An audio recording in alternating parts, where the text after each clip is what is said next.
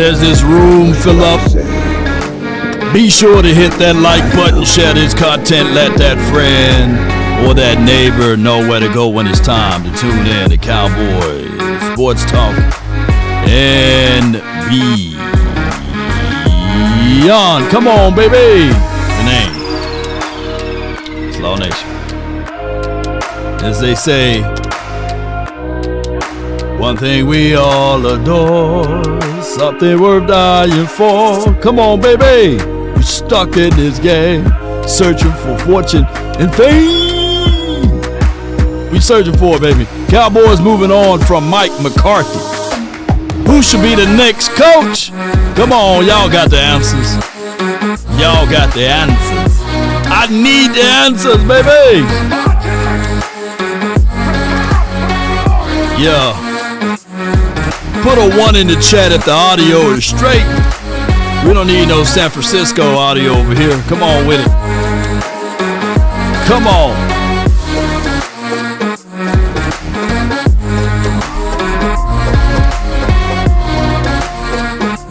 Notification swad all the way up.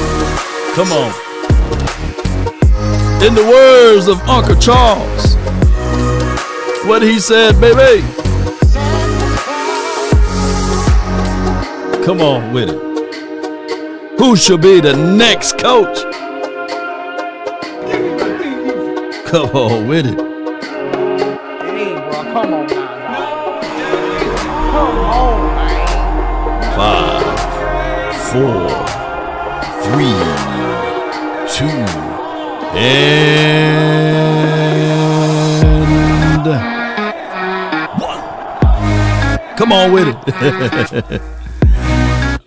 Good afternoon, everybody, man. Appreciate everybody for tuning in. And I know the news broke 10 hours ago. Shut up. Bill Belichick.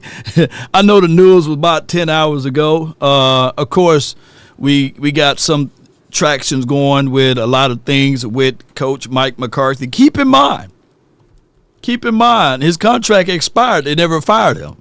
And it was due to the length.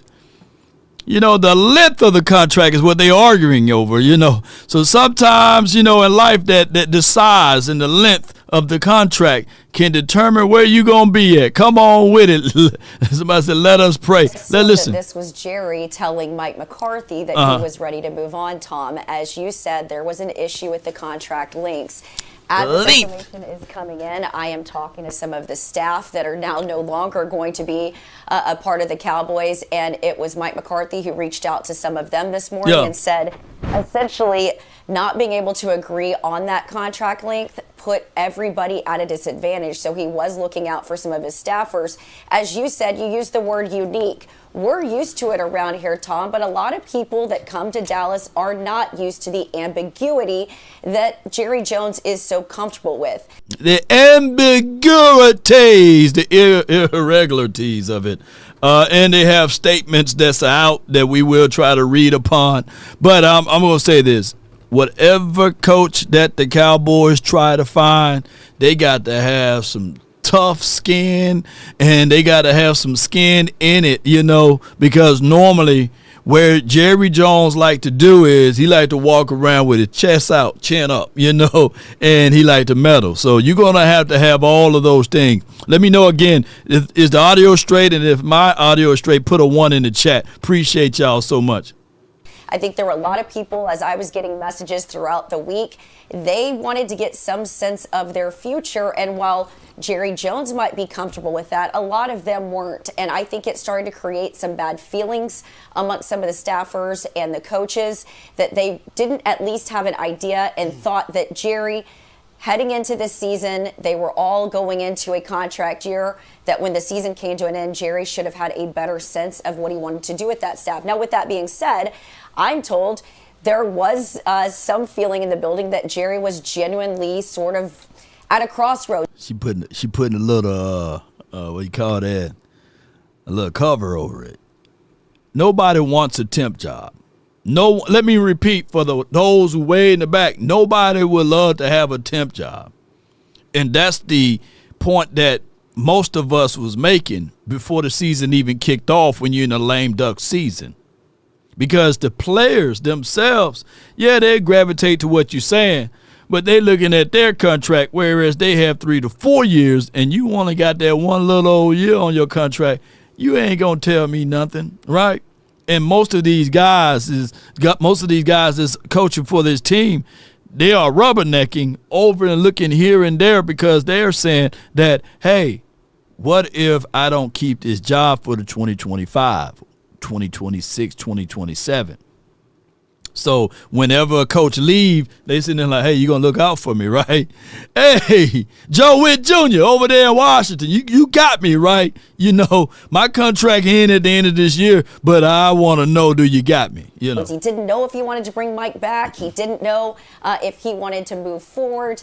But I think ultimately maybe Mike McCarthy himself got a little bit frustrated with the way that these if you want to call it negotiations, conversations, started turning. And as you know, it starts to become musical chairs, Tom. If you're not careful, you'll find yourself without a job. And it's my understanding that Chicago Bears interest was very real. And, of course, the Cowboys denied him that opportunity to talk to them next week. I anticipate that he will do that now as a result of today's decision. Yes, indeed. So the decision is the money and the length of time. I'm quite sure that, you know, Mike McCarthy was like, hey, Jerry, you can't give me an incentive-based deal with only 1 year. We in the same boat. I need a 4-year commitment. I need a 3-year commitment. Or I need extra time. I need to have some type of an autonomy. I need to have more control. I need to have these things in order to get things going. And the Cowboys rejected that ideology. And Jerry Jones is, you know, Michael Bird, appreciate you. He says Jerry Jones not bringing in a brother coach for Dallas, just keeping it 100. Now, there's probably one brother that can probably escape and slide through and get in there. Give me my theme music. Yeah, there's only one brother that I know for sure, and that is Prime Time for Your Mind. But when you look at everything as it relates to that, Jerry wants something to be comfortable, right? Like I said, with the raisins on the potato salad, brothers, we ain't eating that, you know? So at the end of the day, you got to have someone that got the cachet or the jazz to say, hey, look, this is what I done on a professional level. This is what I done while I was playing. And Jerry, if you ultimately want to win, you got to do it my way. And it's not going to happen any other way. But this is a list that was floating around here. Appreciate everybody, man. Shout out to Jerry. Cowboys head coaching options. You got Ben Johnson, Cliff, Brian Flores, Aaron, not Hall, but Glenn. You got Joe Brady, not Tom. You got Liam. You got Kellen Moore. You got Pete Carroll, John Gruden, and Riverboat Ron, you know, Rivera. So who do you guys think that the Cowboys will entertain with this particular situation? Kick-Ass Media says 2 brothers, Tomlin and Deion. Them 2 ain't go. No way. They'll clash too. Watch it. Brandon said watch it end up being Kellen Moore. You know, I'm hearing rumors and news out there about it being also entertaining of this situation of Jason Witten. How do you guys feel about that? Now, to give you guys a good point, you know, Zim, when Prime, where he at again? Give me my theme music. When Prime was over there at my HBCU, Jackson State, D.I. Love, he also consulted with Mike Zim, or Mike Zim consulted with the boys over there at JSU. We stay true over here. Yeah, I still bleed blue, you know. But, and also when Prime went to Colorado, give me my theme music. He also brought in Zim to consult and things of that nature. So if it is a situation, and I'm not saying that Prime will be the Dallas Cowboys head coach here. I'm not saying that. I'm not putting that out there that he will be the next coach in charge or what have you. But what I'm saying is collectively is that particular 2 guys are very familiar with each other. They worked out with each other, and they coach with each other. And believe it or not, the last time we lifted up a Lombardi trophy is when Prime was playing on this team with Coach Zim as being the defensive back coach. So there you go. That chemistry, that relationship is there. But can Jerry Jones buy into it? Because the number one issue, not the number 3, not number 4, but the number one issue been Jerry Jones. And you see that smug face, it's been Jerry Jones. Because I want to dig a little bit deeper into this conversation, and I want to pull up what's been sent, or in other words of Jerry Jones, what's been sent over to me on the difference in the tales of two organizations and philosophy on how they think. Hold on. New vision, new owner with a strategy, picking the right people. First, our coach, Coach Quinn, Adam Peters, and then we all step out the way and let them do their job. Talent, culture, and people. Man. There it is. Talent, culture, and people. So, man, Magic, ultra positive on that particular situation. You know what I'm saying? Yes, indeed. I can't see anything being negative with that. I would tell you that listen to the difference, and I'm not saying that the Washington team is a well-oiled run machine. I'm not saying that. Swayze with the support of $4.99 for your mind. Appreciate you, Swayze. Let me read your super chat. But I'm not saying, and we're going to get back to this, but we're going to stop and pause and read this super chat. Appreciate you. Jerry blocked Mike McCarthy. Opportunity to interview with for the beer jobs, okay? Just to hire him. Zero class. This is not the job most competent coaches want. I guess you meant for other jobs. Appreciate the Swayze. It's all negotiation strategy. He waits too long. It's all about the money. It's not about wins. And that's our main issue with Jerry Jones. Like Mike McCarthy could be a damn good coach, but we would never know. Because it's not about winning. It's about the money and the grandstanding and winning the negotiations. Mike McCarthy couldn't come back for 4.5. And you can't just sit there with a straight face, Jerry, and say, hey, I can move it to $5 million. Have you considered 6? No. I'm looking at Sean Payton and what he's getting. I'm looking at other coaches and what they're getting. You got to at least make it 10 or 15. 12 with incentive. We meet you halfway. Jerry probably lost his mind, Oh, the Bears. Okay, my bad. Okay, so yeah. Blocked them from interviewing the Bears job, not the beer job. Okay, yeah. I know this beer might have distracted you just for a second. But listen to the difference of the two, man. that's it. Don't make this about us. Any consideration to finally giving somebody else that title? No, just no. I bought the team. I think the first thing that came out of my mouth. Anybody here was at that press conference? Okay, somebody asked, did you buy this for your kids? And I said, hell no, I bought it for me. Greedy! And I didn't buy an investment. I bought an occupation. And I bought something that I was going to do. I was 46. I bought something I was going to do for the rest of my life. The facts are that since I have to decide where the money's spent, then you might as well cut all the bullshit out. You said, what does it take? New vision, new owner with a strategy, picking the right people. First, our coach, Coach Quinn, Adam Peters, and then we all step out the way and let them do their job. Man, he said we all step out the way and let them do their job. Man, let me see some tomatoes in the chat. If y'all can get that emoji, man. Let me see some tomatoes, you know what I'm saying? They put all tomatoes, man. If you say tomatoes, let me see tomatoes in there.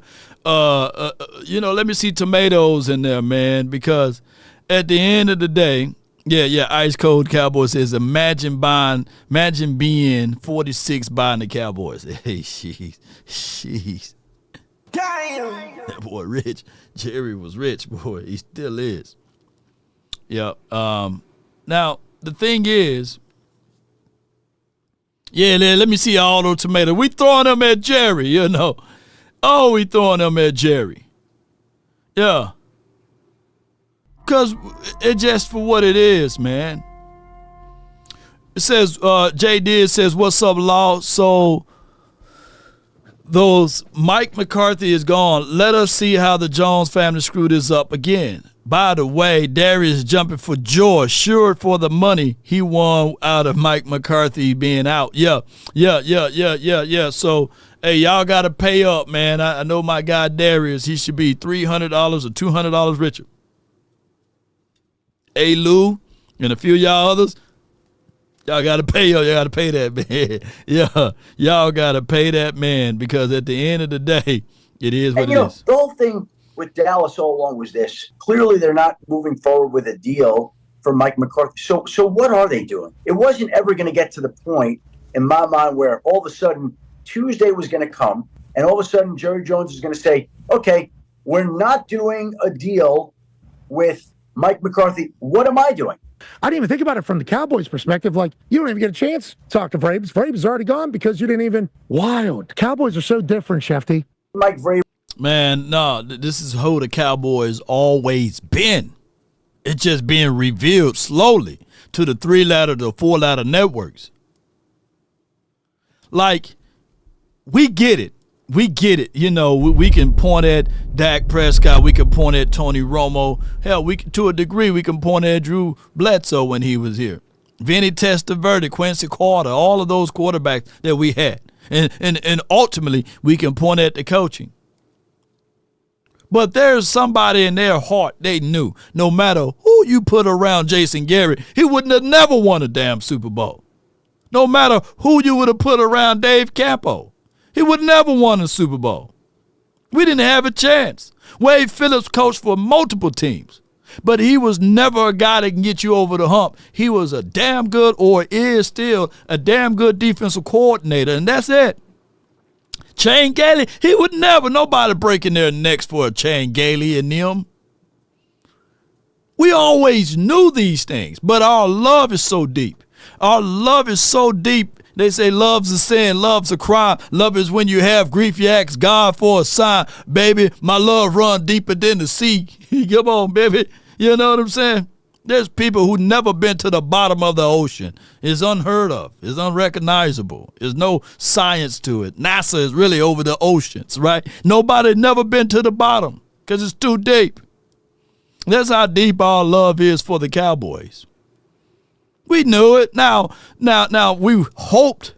Look, people were so fed up with Jason Garrett. Somebody was saying, hey, make Law Nation the damn coach. Give us anybody, anybody but Jason Garrett. We should have been specific, but they gave us Mike McCarthy. If you can't beat him, join him. 14, Mike McCarthy ripped our hearts out, man. Don't y'all know? That's why I was so mad about Mike McCarthy hire, right? I want to bring that back because they're going to always talk about 2014. And one can argue 2016 ripped our souls out. Come on with it. Max Crosby, he finally hits the kick. Aaron Rodgers throwing the ball blindfolded and still able. The damn tight end is still able to catch the ball. Paul states, what's up, Law? Jerry has a loser mentality in his almost 30 years. The motivation is done and gone after you done hit it. And I'm gonna speak PG-13. But once you done hit it, you quit it.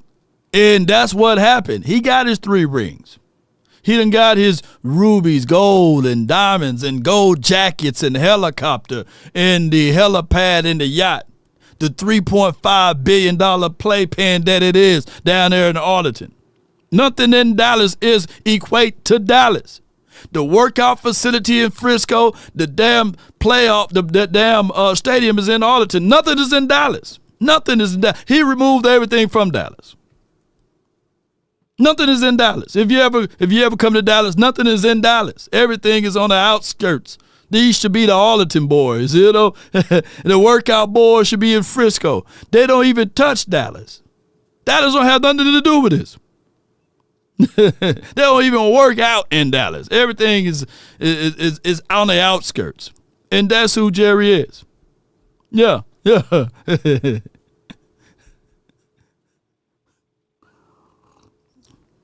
Yes, indeed. Law won't coach this team. He already get upset when we have to take after a loss. Yes, indeed. I want a coach that hate losing more than he love winning. Come on with it. Come on, baby. In cruise control. Yes, indeed. Jerry is not thinking about, he's thinking about his sons and his kids and his grandkids and all of this stuff. And all he have to do is just like what Magic said. Everything positive about Magic, you can't find a negative thing on him. If you think I'm lying, go check his blood work. Oops, I said that out loud. But everything is positive about him. And he said, hey, we do the job, I step away. I set it up, I step away. So at the end of the day, it's what it is. The Cowboys are who they are because they set it up that way.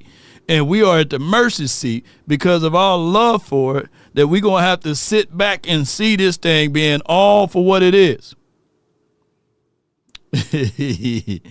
Yeah, let's see who. A lot of names that we could go through. Steve Sarkisian with the University of Texas Longhorns. Another college coach who comes to mind, Bill Belichick with the University of North Carolina. We can just make this whole question about Belichick because that's what you're going to hear, and you're going to hear it over and over and over again.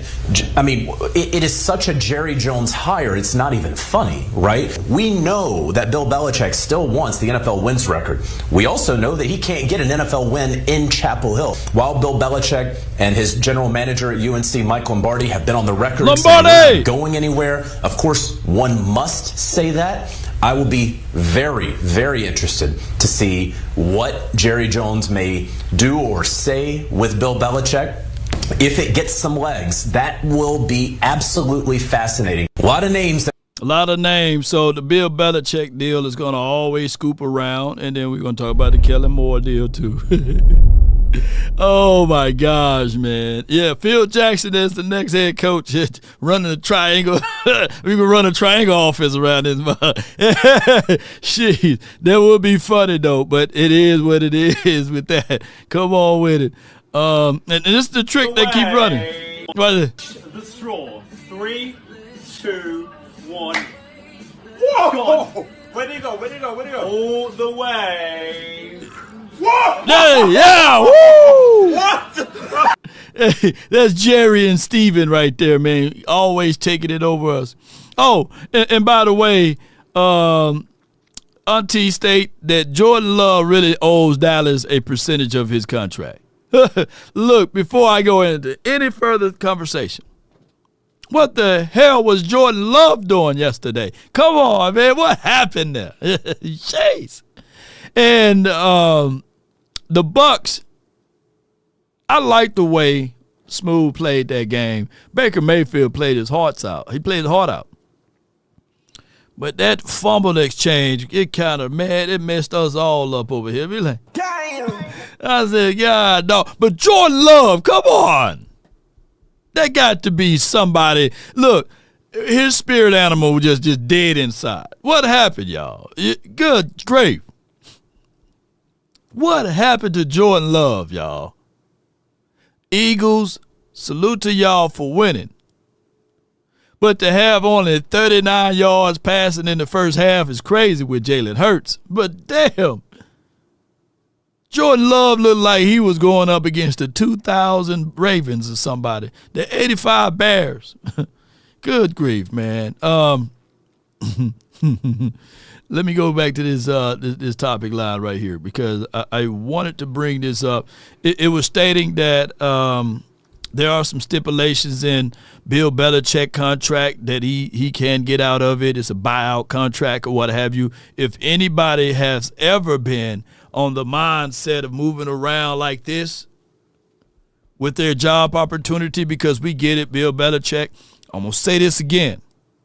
A man will go to the edge of the earth to protect his son or kid or offspring. And that's what Bill Belichick is willing to do. He took that Carolina job because he burned a lot of bridges, right? And on top of that, he want to set up things for his son, right? So what I'm getting at is y'all can say whatever you want to say about Prime. You can say whatever you want to say about Bill Belichick, but especially on Bill Belichick thing. If you ain't cheating, you ain't trying. Come on with it. What more do you want from me? Hey, at least we would do something to try to get the win. You know, all I want, I don't give a dog. We want to get the win, you know. yeah, we going straight up this list, though. Let's listen to these boys right here. Who do you think is the best coach in the league? Mike Tomlin or Mike McCarthy? Well, Dan Campbell. Okay. But like I don't want one of these I'm smarter than you head coaches. I want a CEO. Which, by the way, I want a CEO. I'm going to just say this because I've been So you wouldn't give up a 1 for Dan? Well, I'd give up 4 1s for Dan. I've been thinking about this. I'm just going to go ahead and say it. Uh-oh. And we can put it up on the wall if you want. I think Ben Johnson's going to be a bad head coach. Jeez. My guy. You must be out of your goddamn mind. Whoo. Here's what I got on Ben Johnson. And not to dismiss Aaron Glenn, because I think both of those recipes are great. The creativity, the innovative, as long as you got those things and don't get complacent, you forever are going to win in the National Football League. There's been time that Ben Johnson literally watched another team execute on a play. And then he said back and said, all right, cool. Let me get into my bag and start to replicate those type of things. That's going to forever. The football the field been the same. The football field haven't been no bigger, no wider, no shorter. It's always been the same. And I love the fact that, and Ben Johnson is our number one candidate, by the way. You know, and from the fans or the people's choice, right away. I don't think that there's somebody is going to be looking at this and saying, nah, man, screw Ben and them, man. Man, bring me Kellen Moore back, you know, or give me Jason Witten, you know.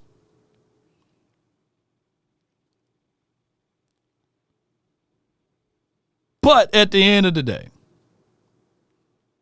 I get it. You're going to have so many hats on as a head coach. But as a person that understands this, is getting work done through others should be the number one business model. That's one thing that you learn in business 101, getting work done through others. So I disagree that he's going to be a terrible head coach. Now, he can go to a terrible environment. But I think Ben Johnson, he will be able to walk into a room and get things going. I love it, Bob. I mean, it's very possible. He might not be able to communicate with people. I've said that for 3 months. Nobody knows. Nobody knows what he's. I mean, he's clearly a very. If you communicated better, Sean, we'd heard you say 3 months If you guys ago. actually get your head out of your own ass, you give me credit for he's something. A great. I gave you credit for your Trey Lance wink. Well, he's a great offensive mind. That is unquestionable. Sure. Unquestionable. You know, but you have to be able to communicate this to be like you know. How do you get along with people? Is this guy social? Is he fun? Is he a tyrant? I don't even know what he looks like. Yeah, right. I have no idea. Oh, yeah. When you see him, you're going to go. Well, you don't know what he looks like because, you know, other teams, they don't glorify every single person, right? But if he fool around come to the Cowboys, everybody know what he looks like. And the money is right there, ladies and gentlemen. I'm so tired of people saying that the Cowboys can't afford. But how about we flip it and we start banging on this table as new media, and so it can trickle down so that old media can ask the right questions and say, hey, Jerry, there's no salary cap as it relates to coaching. There's none. So why are you saying that Ben Johnson is too much money? You got billions of dollars. You walk around boldly to express the fact that you are this multi-billion-dollar company that you only spent $140 million for. But we as the people of the Dallas Cowboys deserve better, and we need some real actual coaching here. Now, the good thing is about this Mike McCarthy leaving. Damn it, we don't no longer have to see 3rd and 1 going Hail Mary. We don't have to see that anymore. We no longer have to deal with time management and stuff like that, supposedly, hopefully. Dre Madison says spot, but we need to apply the pressure. Now, me on the collective side, I'm applying all the pressure I can to John Machota, right? Hey, John, make sure you answer this. Make sure you say that, So I'm doing my magic as much as I can on that end. And I'm doing my magic much as I can on Clarence Hill. Well, Clarence sometimes he get a little what they call it wee-woo on me. Yeah, Clarence sometimes get wee-woo on me. But I'm working my little magic over here on my end. But we need to have all of the beat reporters and everybody who getting a little something strange for a little change. They're trying to carry this water for Jerry. We need to make sure we keep that pressure on them. Because at the end of the day, I just want to win a Super Bowl. At the end of the day, I'm greedy. I want to win. I want us to win. So at this time, at this part of our times, rooting for this team, we need the truth. And we need to continue to apply the pressure, Yes, indeed. Like, hey. We get all of that, but can you say that? Say, here we go. Yeah, shout out to Nigel. Appreciate you. And I'm a registered broadcasting business in the state of Texas. And for my media credentials, they still on back order. So I need to let them know that, hey, after this year, I'm going to start a class action lawsuit, so y'all better get me in there. I'm going to be putting in all type of paperwork. Yeah. They're discriminating against black-owned business because they see my picture and my face up there for the application. They got to give me media credentials now. You know what I'm saying? If not, I'm doing class action. Yes, indeed. I'm doing all of that. So Law Nation Sports Media, they better be able to get my paperwork through there for those media credentials. They better stop putting them, what they call that, gatekeepers in the way. Yeah, I'm going to start calling names out. Yeah, that lady over there. Yeah, that lady over there. Yeah, lawsuit laws over here. Yeah. I give them one more year. I'm going to start singing like a parrot or a canary over here. Yeah, I ain't gonna let nobody turn me around. Yeah, Jerry, pay me. Yeah. I wish Frenkel handled those cases. Come on with it. NY Johnny Blue. I remember what that stands for. Johnny Blue. Hey, Law, what's good? I just heard an interview for 105.3 The Fan with Jane Slater. She said that it was Mike who quit. I don't know if that's the truth, that he was tired of the disrespect. What's your email? Yeah. Let me give you my email right quick. Hold on. It's this right here. Yeah. It's in the description box too, by the way. Or you can go to lawnationsports.com and go to the comment section there to get go to the reach out to law section there and you can find it there. But that's my email address though, by the way. Yeah. Law gonna change his last name to Suit. Yeah. Shout out to Frenkel and Frenkel. Yeah, that is a good plug. And I appreciate y'all, man. But at the end of the day, we ultimately need answers. Everyone have a reason, but results are what matter, right? So yeah. I don't think it was wise for me telling y'all my game plan. I'm going to switch it up on y'all like AI.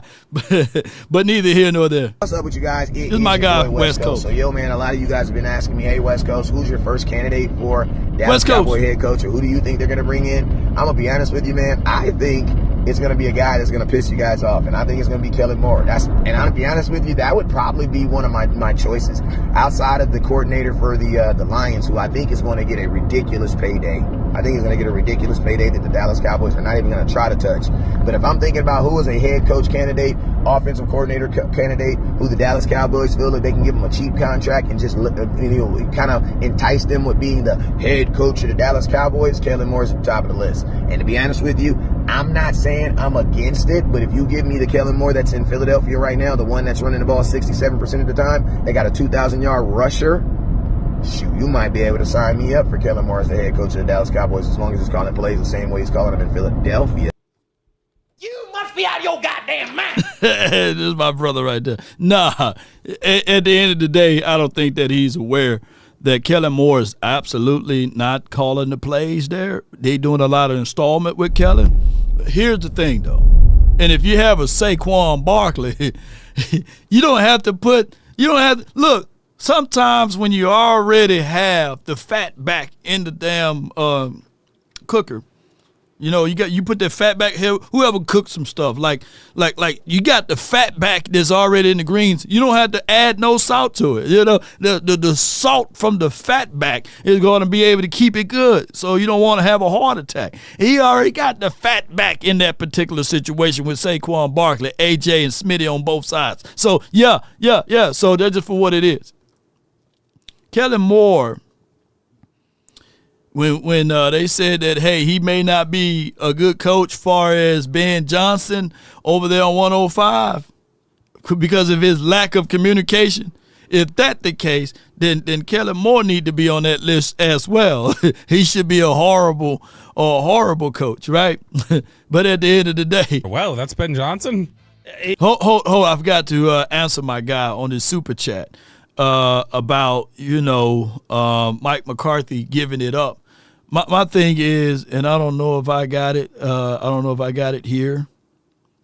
But Skywalker had on his show like 2 weeks ago about the coaching salary, and if you guys can recall that illustration for the nation, you will see that Hold on, I don't know if I can pull it up. I don't know if I got it. I'm gonna try to see if I got it. If I do, I'm amazing because I'm gonna have to build it while it's in the air. Boom. I got it. Slide over a little bit. I would say no to. You want to get paid like your peers. And you can only get trampled on so many times.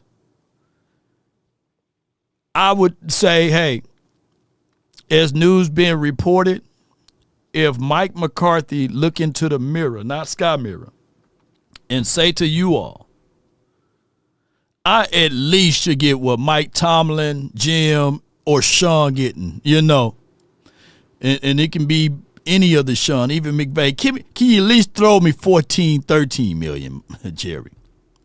And Jerry is going to look at it like, shoot, I had you for 5 years at 4.5.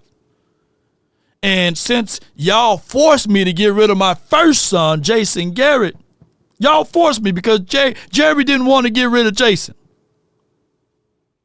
Right? There's a quote out there saying that he said it would never escape my mind, I'm paraphrasing, that I can envision Jason Garrett winning us the Super Bowl. That was Jerry Jones about his first son. So 5 years later, we only got one playoff win. And that one playoff win, and don't even add context because context don't matter with Jerry. With that one playoff win, this naysayer want more money?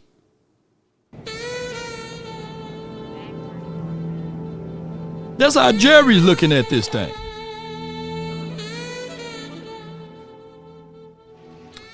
But the agent for Mike McCarthy is saying, well, my client is 12-5, 12-5, 12-5 when the quarterback is healthy or finishing the season. And I get all of that. But my guy should at least get somewhere upwards in between Mike Tomlin and Kyle Shanahan's money. I want that. I need that. And Jerry told his agent, You must be out of your goddamn mind. yeah, so Jerry don't want to pay. But Jerry have every options and the capabilities to pay. But he's not finna pay more money for one playoff win. At the end of the day, the results.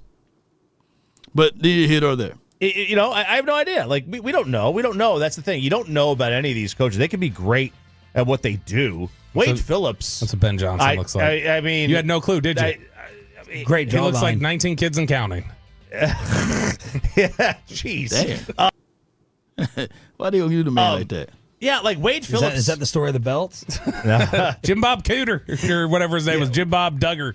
Cooter was the old the Duggars. offensive coordinator there. Wade Phillips was he's an elite defensive mind. I mean, he's a fine head coach. There's nothing wrong with Wade Phillips. Yeah. But he's Technically, Wade Phillips never had a losing season until his last season.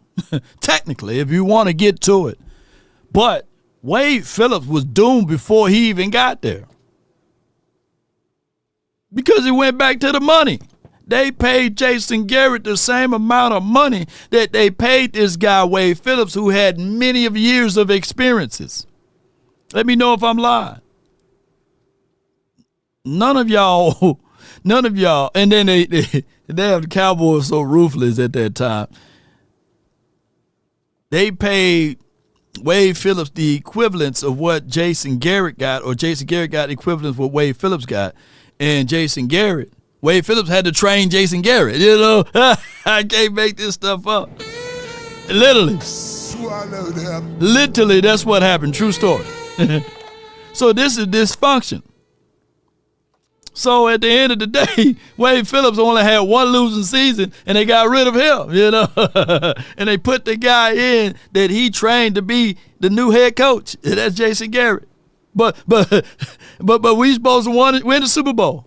Let me know between those aspects of time, did the expectations ever change? No, people were still talking about the 90s did, and people were still saying that the Cowboys better go to the Super Bowl, with that particular situation all around.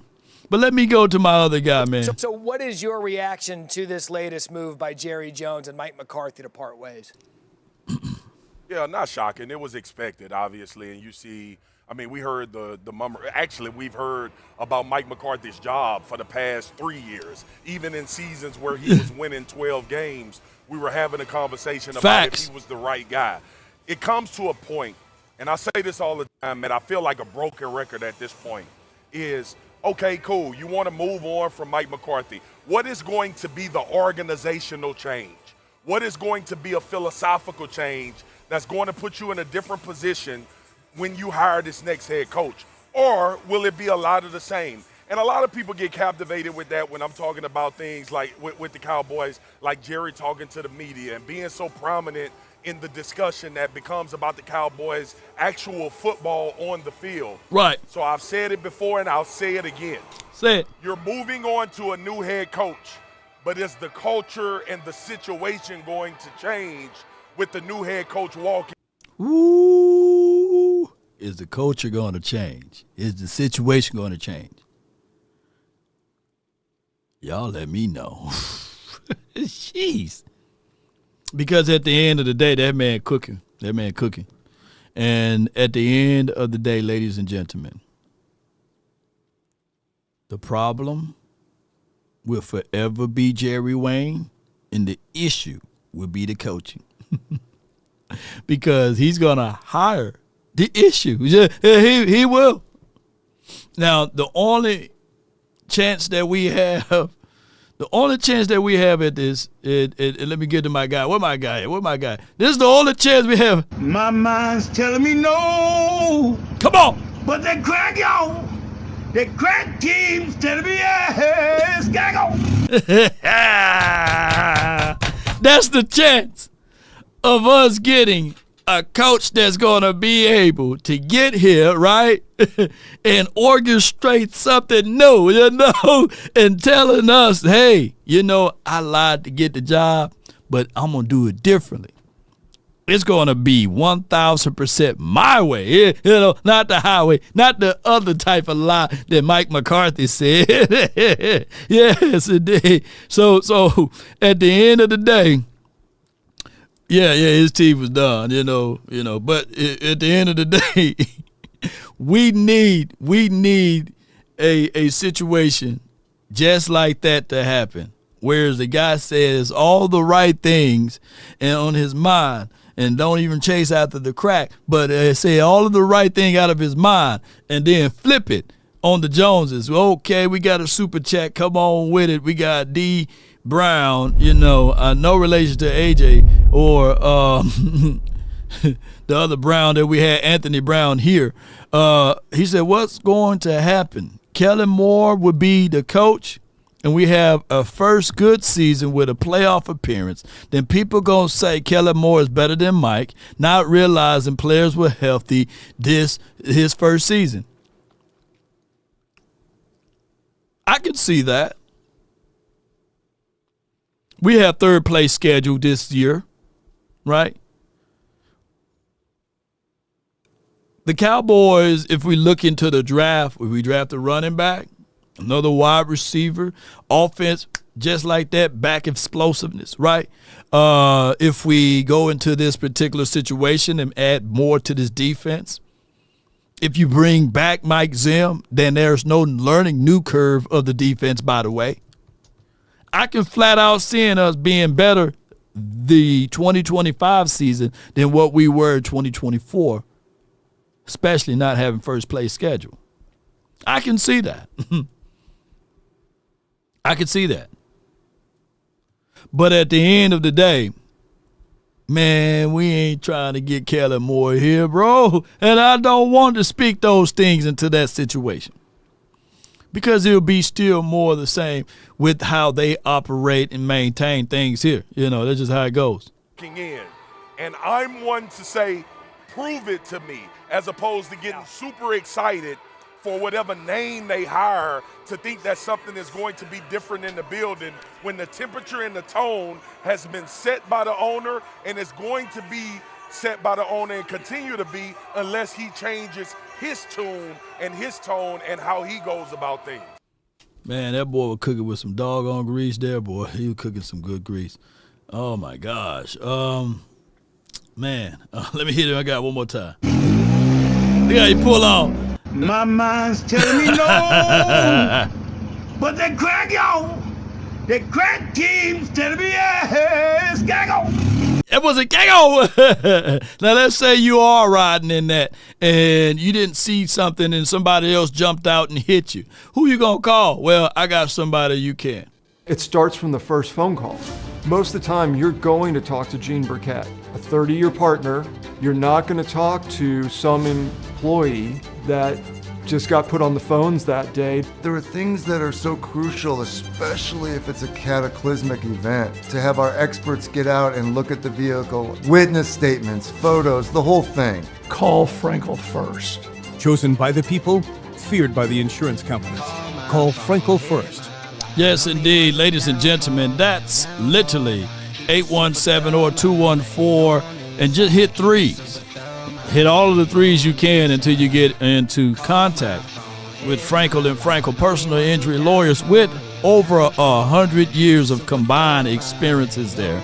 On top of that, ladies and gentlemen, they're located here in the heart of Dallas. Be sure to reach out to them. And if you can't dial that number, visit the website, FrenkelFirm.com.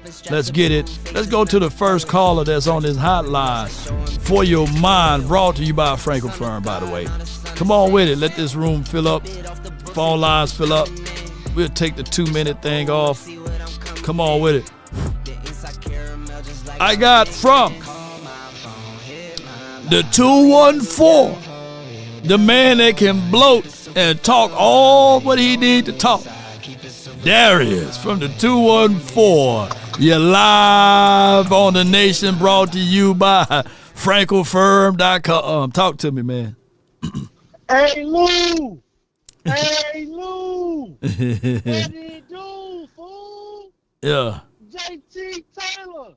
Well, my paper, dog. I need my money. Yeah. I need it. I repeat. Hey, Lou. JT Taylor. Them two. I need my money, dog. Yeah. Guess what? My cash app is Children of Israel, LLC.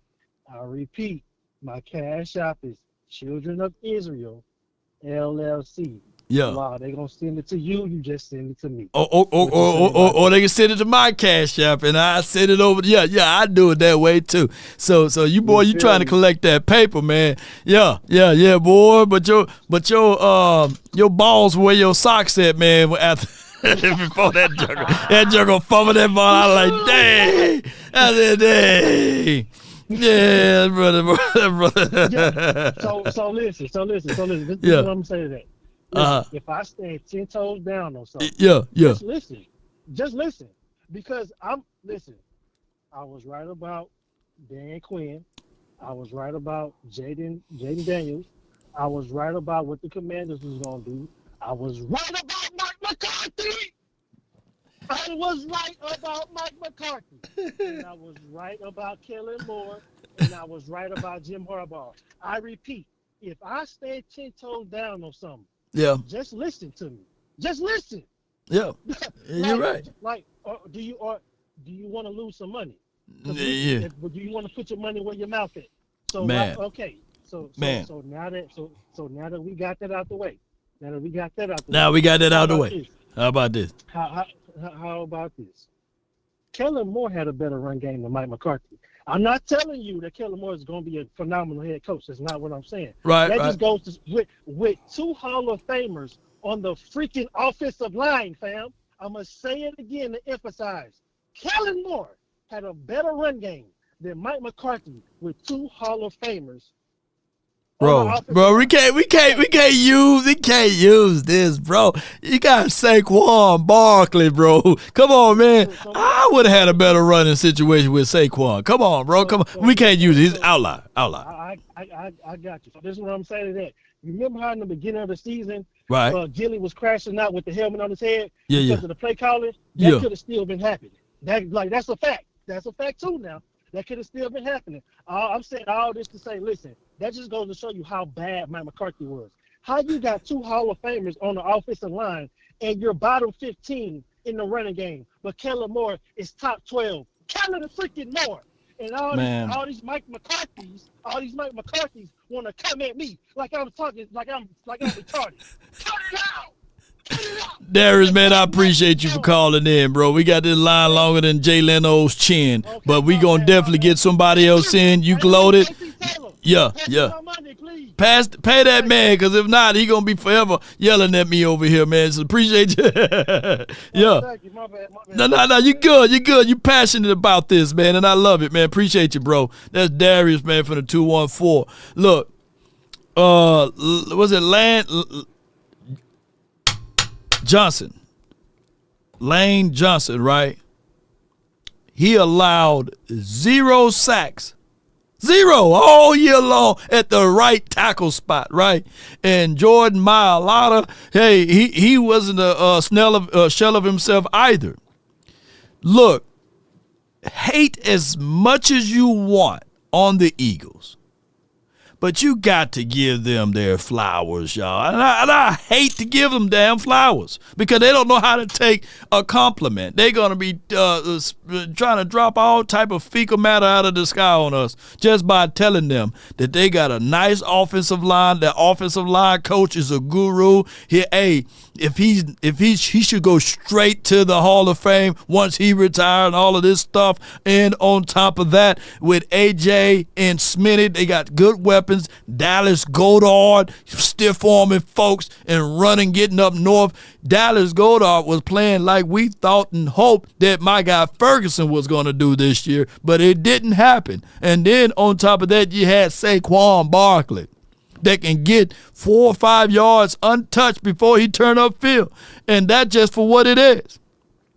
You could have had Verdi that's in the chat, or Jay Diz. I know you said nah, but we got to give them flowers for what they are. Close your eyes, y'all. And imagine if Terrence Steele can play half of what the Johnson kid was playing like this past season. Yeah, can you imagine us having a first team All-Pro? Well, they gave him second team All-Pro.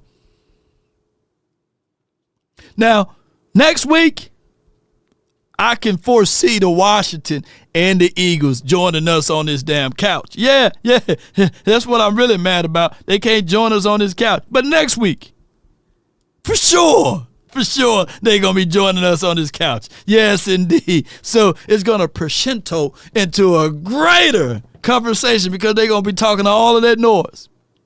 But I've seen what I've seen. I don't know what the hell happened to Jordan Love. I don't know what happened to Jordan Love. He couldn't hit water if he fell off a boat. It looked like he was damn near trying to throw it to the Eagles.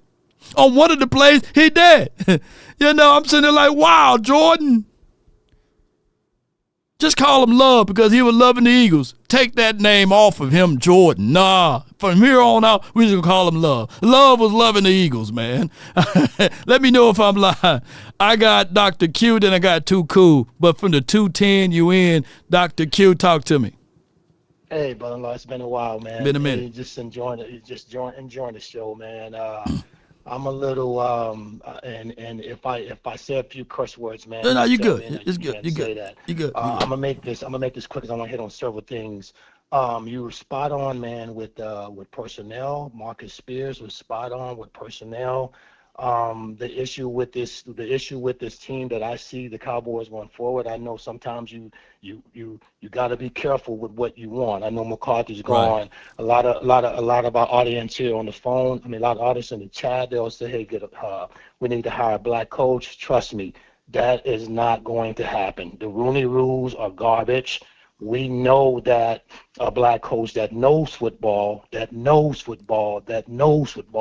would help this team out tremendously. The problem that the Cowboys they're gonna run into here shortly, and this is going to determine where they go forward. So we're about halfway done in this month, and so the free agency is March 12th. So you're about at the 8-week mark. Right. March 12th is free agency, right? Now you still haven't signed Micah Parsons, right? If they linger on with this, if they don't catch him before then, we're going to have more issues because the excuse will be now 3 weeks after that is the draft. Facts. You got to focus on the draft. You see what I'm saying? So you're going to have issues right there. So get this guy signed. The next thing, brother, is West Coast is totally wrong. You don't work backwards. You do not work backwards. The only coach I'm working backwards for is Jimmy Johnson. That is the only one. No Super Bowl winning coach is going to come to this team and coach under for paying $9 million. They're just not. So I understand McCarthy's plight with that. Okay, right. I'm sick and tired of hearing them talking about this 103. In fact, I caught them saying it last week, and these other white circle networks. The first thing that's coming out of their mouth is we need to draft a tight end in the first round. That is the problem with this freaking team, man. Wow. Right there. You got guys that are around Jerry Jones' circle that's never played the game, and the first thing they freaking want to draft is a tight end. That's what pisses me off the most right there because you got more pressing needs than a freaking tight end.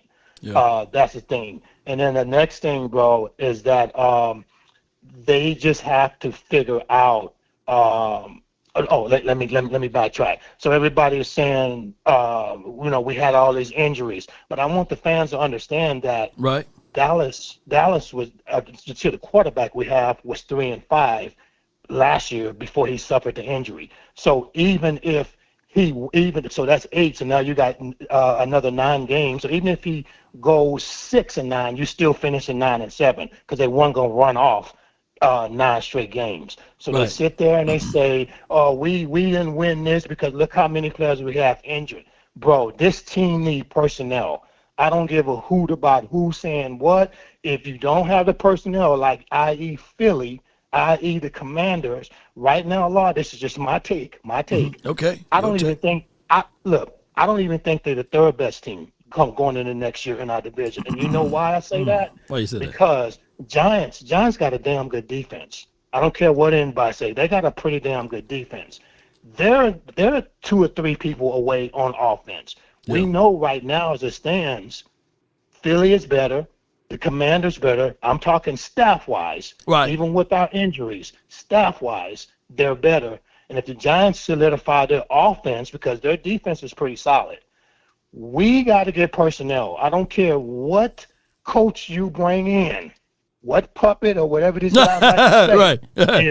If you do not get the personnel, I promise you, we will be revisiting this again. And I'm going on record and said, like when I've called in and told you, they're not winning anything, no Super Bowl, until this owner and his son disappear. Now, someone in your chat is going to say,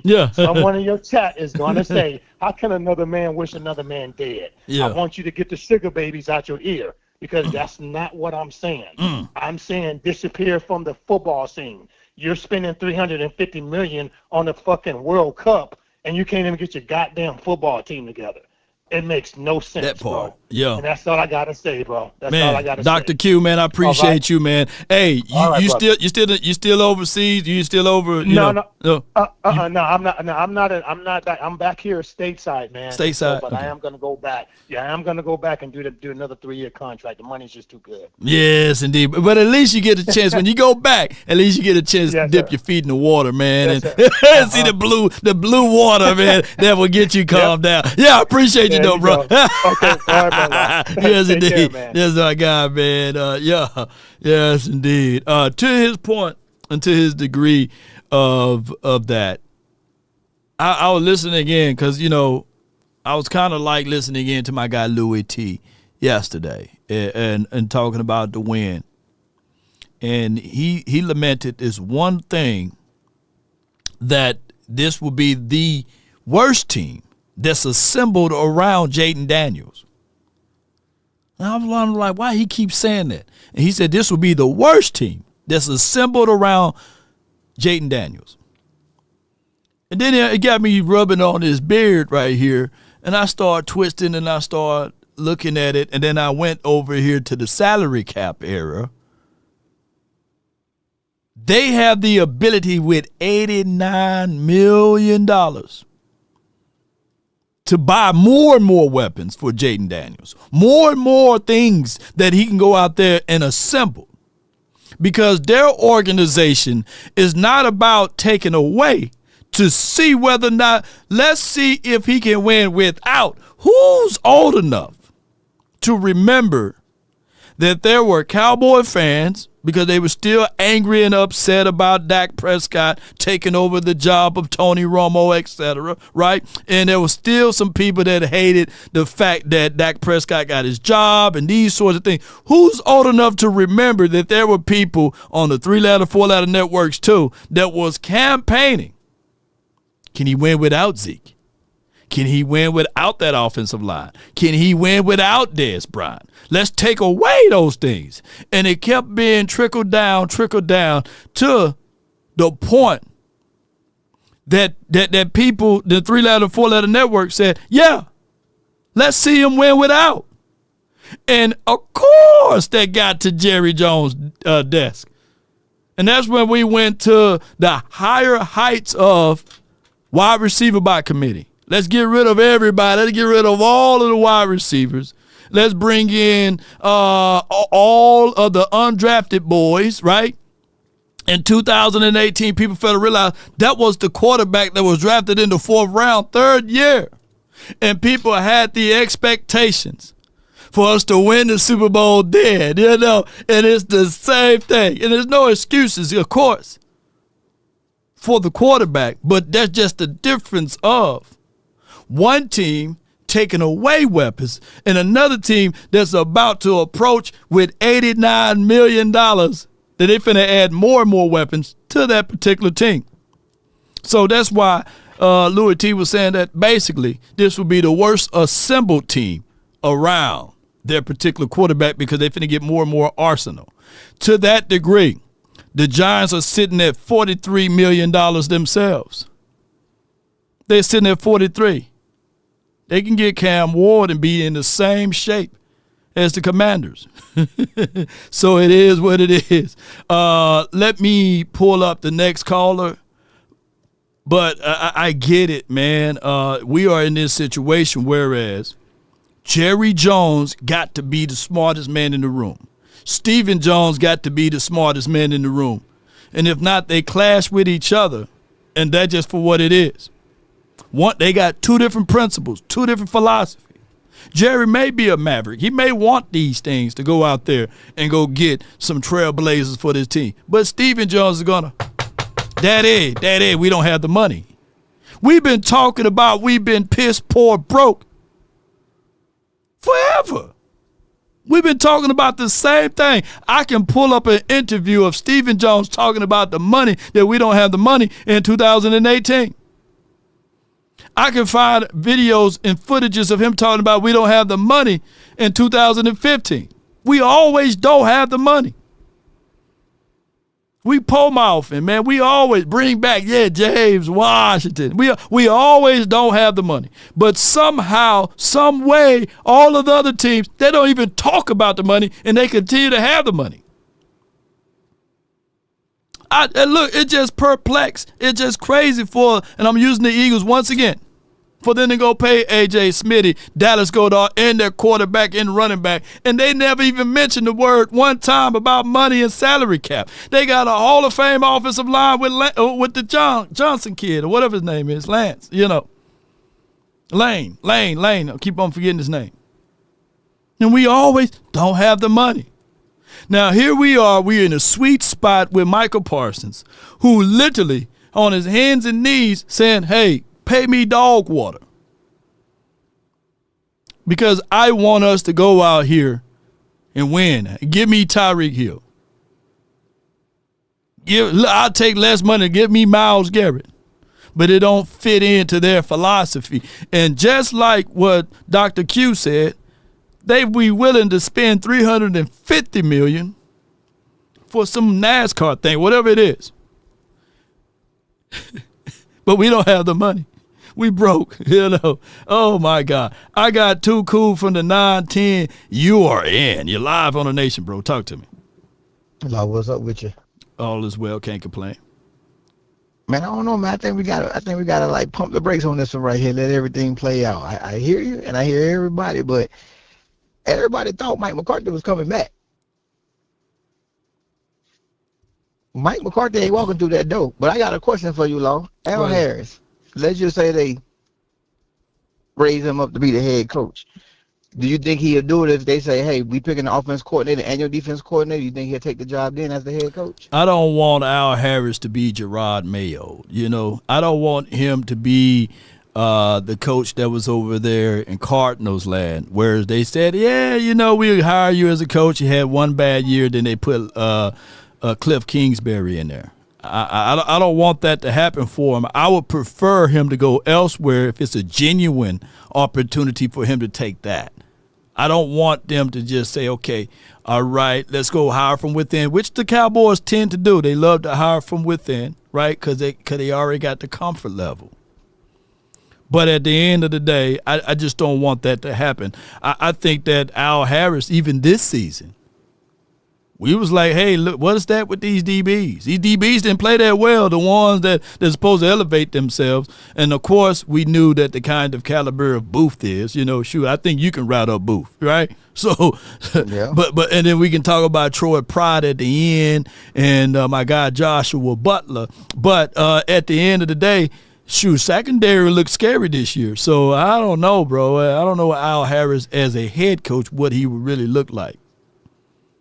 And then, so my next thing, too, is this. I think the third candidate, but the best opportunity to get the job is Aaron Glenn. I think Aaron Glenn is third, but the 1 and 2, and that to me they ain't that far off. One is innovative, and one is a player's coach. One is like he can absolutely get the best out of his players.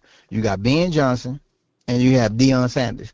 And when Deion said he not coming to the NFL, when he did that interview and he said that he would like to coach his sons, and that's the only way he gonna come to the league, I think that was Deion's way of telling the NFL, come get me. Yeah. And I think if anybody can have if Jerry Jones could be that one person that can get Deion to come from college football, that not coaching his son and come coaching at the Dallas Cowboys, would be Jerry Jones getting Deion Sanders. So I think Jerry could and would hire a black coach, but it has to be somebody like Deion. Had to be Deion. Somebody that already walked the room with Jerry, and that would be Deion. Of course, Aaron Glenn was here for a cup of coffee. He was with the Bill Parcells. He was one of the DBs then, but he had no relations with Jerry. I don't think that he can fit in with Happy Hills Farms and stuff like that and all of the other stuff that they do. I just think that the Cowboys, they got an old, unique way, and you got to have somebody that can walk the room and play both sides. And if anybody can do that, they'll be Prime. Yes. Prime, when he went to my HB, nobody had an ideology that Prime would be coaching at the HBCU school. So people need to stop all of that, like he would never talk. Nobody knew that he would go there. And then when he went to the HBCU, no one knew that he would leave. After all of that talking he done did. And said, if I ain't swag, who's swag? If I ain't swag, right? But a man would go to the edge of his earth to protect and defend his son. And if Shiloh and Shador, if they go to a team, then you will see Prime in the mix. Because you only live once. But you know what, though, Law? And I know a lot of people say this, and everybody want to point to this whole Jerry Jones wants somebody to kiss his or he wants a puppet. Man, I don't really think that's the case. I think if Deion Sanders walk in that conference room, he sit at that table, Deion not going to sit here and tell Jerry, we're going to do it your way. Hey, Jerry, listen. Yeah. I signed with you right now for $10 million, but we're going to do it my way. And I'm going to sign this contract, and this contract going to have incentives in it. If we go to Super Bowl, we win this many playoff games, then this number going to continue to rise every other year. Yeah. Sometimes, man, when you go to the table, you got to know how to negotiate for yourself. And, it's just like when I see Deion, man, I see the Cowboys coming back to light, to them 90s, man, when you put somebody like him in the room. I just don't have enough on Ben Johnson, man. I know everybody got here and they see these these offenses and stuff, man. We don't have the firepower that the Lions have. The only way you bring me Ben Johnson in now, Jerry Jones literally got to say my first 3 picks in this NFL draft is a receiver, and a running back. Because you have to give them playmakers. Yeah, the only thing is, before I let you go, bro, the only way like I say, the only way you can get Sanders, and there have been reports, because not everybody have a first-round grade on Shador. And we've seen these things happen before with Brady Quinn. We've seen these things happen before with even Aaron Rodgers, Lamar Jackson to a degree, whereas a prospect may think that he's going to be a first or a second round, first or a second pick or third, and he began to slip. The only way Shador goes here, if he slipped to number 12. You think Jerry will take him? Hell yeah, Jerry would take him. He don't care about winning. He care about the money. Don't you know how much ticket views you will have? Oh my God, don't you know how much money that endorsement deal and Prime Shades will make, man? Come on, man. That would be a no-brainer. Jerry gonna run to that point. Yeah, and get Shiloh in the third or fourth. He might pick him in the second. yeah, even though Shiloh supposed to go in the fifth or the sixth, but he'll pick Shiloh in the second. What it takes. He don't care. That's Jerry Jones, man. He don't care about winning. This will be the most talked about thing in the National Football League, right? And look at the storylines galore that you will have. What to do with Dak Prescott? Can Dak Prescott be a mentor to Shador, or is Shador better than Dak? Law, since you calling it, so we already know then. So if Deion Sanders become the Cowboys head coach, we already know Jerry trading up for Shador. No. It'll be a situation whereas Mike Zim will be your head coach right now, right? Interim or head coach, they make the announcement. And you got to understand, I went to HBCU, bro. We ain't had no white coaches around there. You know what I'm saying? All of a sudden, we seeing Zim. We seeing a whole bunch of white coaches around there. We're like, hey, what's going on here? You know, that's the pull that Deion had, right? That's the pull that Deion had. And I ain't making it a white-black thing, right? So meaning that's a favor for a favor. At the end of the day, if Mike Zim, if tomorrow, this week, if they announce that Mike Zim is going to be your new head coach of the Dallas Cowboys, you can book it that there's some type of percentage of a chance that Deion can come here. I'm just going to be real with y'all with that, you know. But appreciate you for calling in, bro. All right, bro. You have a good one. No doubt. No, that's too cool. But, y'all know I'm telling the truth. I can't lie to kick it to y'all, you know. Shoot. And shout out to JSU. We was able. They brought in somebody else too. Who did they have? It was Mike Zim. It was another coach that they brought in from Sanders at the tip of my tongue. Yeah, people looking at it like, what's going on? Are we at the right campus? Yeah, you're the right campus. Yeah. People shooting me text messages and pictures and said, hey, that guy's not lost. He's working under the staff of Deion Sanders. Yeah, so that's just how it goes. And the possibilities of that happening is very, very slim, you know.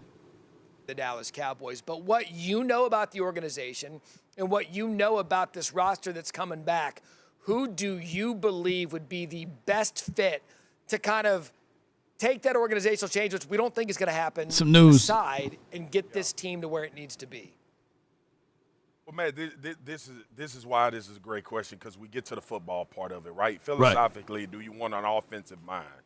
And when I think about things that have transpired in football, you have to wait now on Ben Johnson to try to have a interview with him because you waited so long and played the Mike McCarthy thing up until the end. Typical Cowboys. Aaron Glenn, I think, would be a really good fit in Dallas as a guy that can really take over a locker room as a former player and kind of disassociate that part of it with what goes on in the outside. Those are two names that I think about. Kellen Moore, I wouldn't be shocked if they revisit Kellen Moore now that he's had an opportunity to go other places, prove that he runs a high-level offense, and he does things. Obviously, Philly is in the playoffs trying to make a run to the Super Bowl right now. I'm super interested to see if Deion Sanders, primetime, is going to get some interest in this job as well. We know Jerry loves the flash. We know he loves to bring the attention, and no one would do that more than Prime. I wonder if Prime would leave Colorado and go take that on. And here's the caveat about Prime, man. Yeah. As much as you and I have talked over the years about Jerry and him not relinquishing power or control, Prime may be one guy that can at least go up to the office and say, Jerry, let's try it my way, because of the respect that I think Jerry has for Deion Sanders. So it's going to be super interesting, but I think he should be a name. Yes, indeed. That boy cooking with some grease over there. So how do y'all feel about Swagoo on that? And that message was brought to you by Underdog. Be sure to download Underdog. Get up to $1,000 in bonus cash. That's that Thou Wow. Claim your 50% deposit match. And then you can go with these particular options. Justin Jefferson, they got him down for 6.5 receptions. In this particular thing, you go higher or lower. I'm going to say he going to get more than, got to refresh. Woof, woof, woof, woof. Well, my dogs right here to get me all together. You can go for more than 95 yards with that. I'm going to see if I can go right here. Yeah, go for more than that. And then you got Puka in them, Puka Nakor. You can go for, I would say that he's going to have more than 7.5 receptions. I think that's where they're going to go. And then to play, man, you just enter in any little number right here. And then we're going to share this with all of you guys. Appreciate everybody, man, for tuning in to these type of conversations. But let me know how y'all feel about it. And on top of that, salute to Underdogs, man. Go ahead and select your selections there and be sure to use promo code LAW while I get the other underdogs going for us in this particular conversational pool. All right, so as we look at this, The hotline for your mind is 657-390-7391. That's the hotline. And the person that's been waiting in line is from the 201-100 Grand with the plan. What's you got for me, dog? Talk to me. Look, listen, man. Prom ain't gonna come here because, again, I don't understand that people don't get it. People don't get it. If you don't want to do what the Jones is going to do, they're not even going to hire you. And if he does hire you, just know he a puppet. So let's say Prom does come here. Let's say and he has a tailor and everything goes just like it's going now. Been going all over the 30 years. You know what y'all going to say? Damn, Prom can't coach in the NFL. Y'all not going what it's going to take for y'all to say Jerry and Stephen Jones is the problem? Some people do it, yeah, but some the people majority do it. Yeah. don't. They still say it's the coach, it's the quarterback. What is it going to take? This next coach is going to come, be a puppet. We're going to have the same seasons we've been having. But you know what, 100 grand? You know what it is? You are a younger version of Dr. Q. We already know we already know the deal. You know you can't gonna get over it until this man see the dirt or get under the dirt or taste the dirt, right? and bite the dust, you know. So until he bite the dust, that's gonna be this thing going. So we will have to win in spite of Jerry Jones and his meddling on himself. And it's hard to do. It's hard to do because when he's saying, man, I don't care what you say, Zeke playing. Right. You talk about how the cornerbacks is bad, Law. So Al Harris is bad. I don't think Al Harris is bad. No. Get that man the right people and let that man go to work. Bro, How you expect that man to make oodles and noodles taste like? But if you think that Mike McCarthy had a small leash, or if Prime come here, he have a short leash, Al Harris won't even have a leash, you know? I'm just saying, Mike McCarthy, all these guys, right? They want you to turn these spam players into a gourmet meal for the cheap. It don't work like that. Play that Michael Johnson clip again. Would you play that clip, Law? What Michael Johnson? Which one he said? Which one? Play the clip. Which one? Which clip? Michael Johnson? We hired the players. We hired our coaching staff, and we got out the way. Oh, Magic. Oh, you said Michael. Magic Johnson. Magic. Yeah. Wait a minute. I was worried for a second. I said, what Magic clip you talking? You said Michael. Shit. He said, play the clip. I'm like, wait, man. Yeah, I said, man, I was scared for a second. Like, play the clip. You said, what does it take? He's playing right now. New vision, new owner with a strategy, picking the right people. First, our coach, Coach Quinn, Adam Peters, and then we all step out the way and let them do their job. Talent, culture, and people. There it is. Talent, culture, and people stepping out of the way. That's what Magic said, man. They pick these things and they step out the way, bro. Yeah. They step out the way. So which means y'all want to go get a player? Go get him. I don't care what it takes. Win. And that's one thing about Magic Johnson. Every team he's on has won. Every team he's on. Yeah. The Dodgers has Come on. won. Shut your mouth. Shut your mouth, god dog. Shut your mouth. Because the Washington haven't won a playoff game since 2005, and now all of a sudden they get Magic and a little aid to it, and they win. They win the playoff. Come on. Don't get it twisted. Come on. Don't get it twisted, Law. Don't get it twisted, Law. They should have lost that game yesterday. Oh, yeah. Come on, finally somebody said Baker Mayfield need to be on a milk carton right now because they don't know how to hand the ball off. Yeah. So I'm not sitting here saying, oh man, they're great in the but They coming into this with the Eagles philosophy. We win in at all costs, and we don't care how much money we got to spend.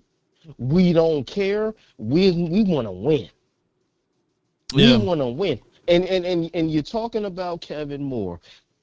I'm tired of people saying Kevin Moore is this and Kevin Moore is that. He ain't even calling the plays over there. They do their research. They didn't do their research, man. You gotta let them hang themselves, man. Come on, man. I'm sorry, man. I'm tired of these people with platforms and these people with platforms, Lord, all because you got you a platform and you got you some followers. You think what you say is law. No, it's not. No, it's not. You don't know what you talking about. Talking about Kevin Moore is over here doing this and Kevin Moore is over here doing that. Man, shut your mouth, bro. You see what I'm saying? Shut your mouth. I can't say it on his, so I gotta come over here and do what I gotta do over here. I'm sorry, Lord, if I don't want to disrespect. Lord, you already know how we get down. We brothers. We brothers. So that's the only reason why I do it. But in closing though, man, I got this line, man. Yeah. Got this line. You know what I'm saying? No doubt, but unfortunately, man, until the Dallas Cowboys adopt that philosophy, man, we gonna struggle, man. This next coach is gonna come in here, and then y'all gonna turn y'all sights on Dak and say it's Dak's fault. Yeah. You know what I mean? Like, it's just sad, man. It's just sad. They stringing this out. They're gonna string this out. They ain't even get to the Michael Parsons thing yet.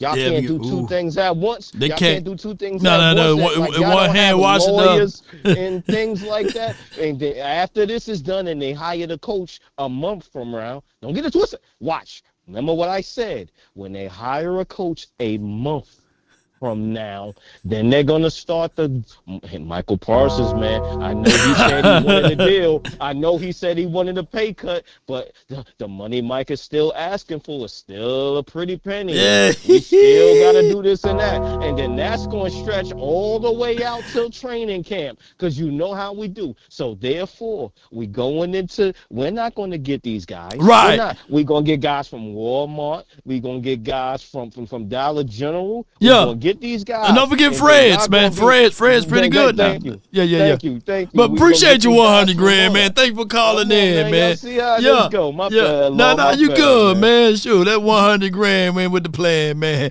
And y'all see the couches that he was able to generate right there. That's his graphics, man. So be sure to check out Graphic Zone HD on Twitter, man, and he will be able to set you up straight. You know, he called Kellen more Kevin on purpose. You know what I'm saying? Kevin, y'all remember that? You know, so that's where he getting it from. But I have some other information that I want to exhibit here. Shout out to you, Mike. Just hold tight, and then we have Nation. So be with us, man. Hold tight, and then I see 305 in the mix. So bear with me. I got some other details of news here to just generate. I kind of feel like, though, and I'm going to throw you guys a curveball. I think Aaron Glenn's going to get this job. I'd be interested in Aaron Glenn, too. I think Aaron Glenn's going to have a really... Now, normally, I don't... Brian Brothers, he's in the building, and he got the same agent that Mike McCarthy have, right? And I'm not spitting something that's not new, you know what I'm saying, because y'all already know that. Yeah. So what I'm saying is, if when Brian Brothers said that, then there's conversation somewhere at the Star by Aaron Glenn. There's conversation somewhere about him. So I'm not saying that he will be the coach here. I'm not saying that what Brian Brothers is saying is 1,000% right. But when there's news like that, baby, we got to consider that Brian Brothers is hitting on something that's really close, or somebody said something to him, and you got to adhere to that. You got to take that and digest that, and you got to say to yourself, maybe there's some tangible information. Now, granted, with all of that being said, I want to play this little quick clip of the mindset of Aaron Glenn for those who not aware of who he is and what he does. No doubt. And today's coaching, man, you have to be relatable. right? The players have to be able to sit down and talk to you and have a conversation. Man, there are so many players I'll talk to this day. Say, man, I've never had a chance to just sit and talk with a coach. I've never had a chance to have interaction and confrontation with a coach. It's almost like I got to shut up. And I said, no, man, tell me exactly what your issues are, right? And we can talk about it. Man, me and Tracy Walker, Tracy came to my house, right, before training camp. Me and Tracy was sitting there just knocking tape out. And one day he was just quiet. And I was like, what's wrong? He said, Coach, I've never, ever had a chance to go to a coach's house. You know, your wife over there cooking dinner, your daughter is running around, all right, and I'm sitting here watching tape. Man, that just don't happen. Now, that's some deep stuff, man. Y'all be sure to check out the Pivot podcast for the fullness of that. And make sure you type that in and type his name in, and you'll see the fullness of that interview. One of the things that he said is relatable. Like the brother look like he can still play. You know what I'm saying? So the best situation would be, this could be two things. And I'm not beating up Brian Broaddus. I'm not beating him up at all. You know, shout out to him.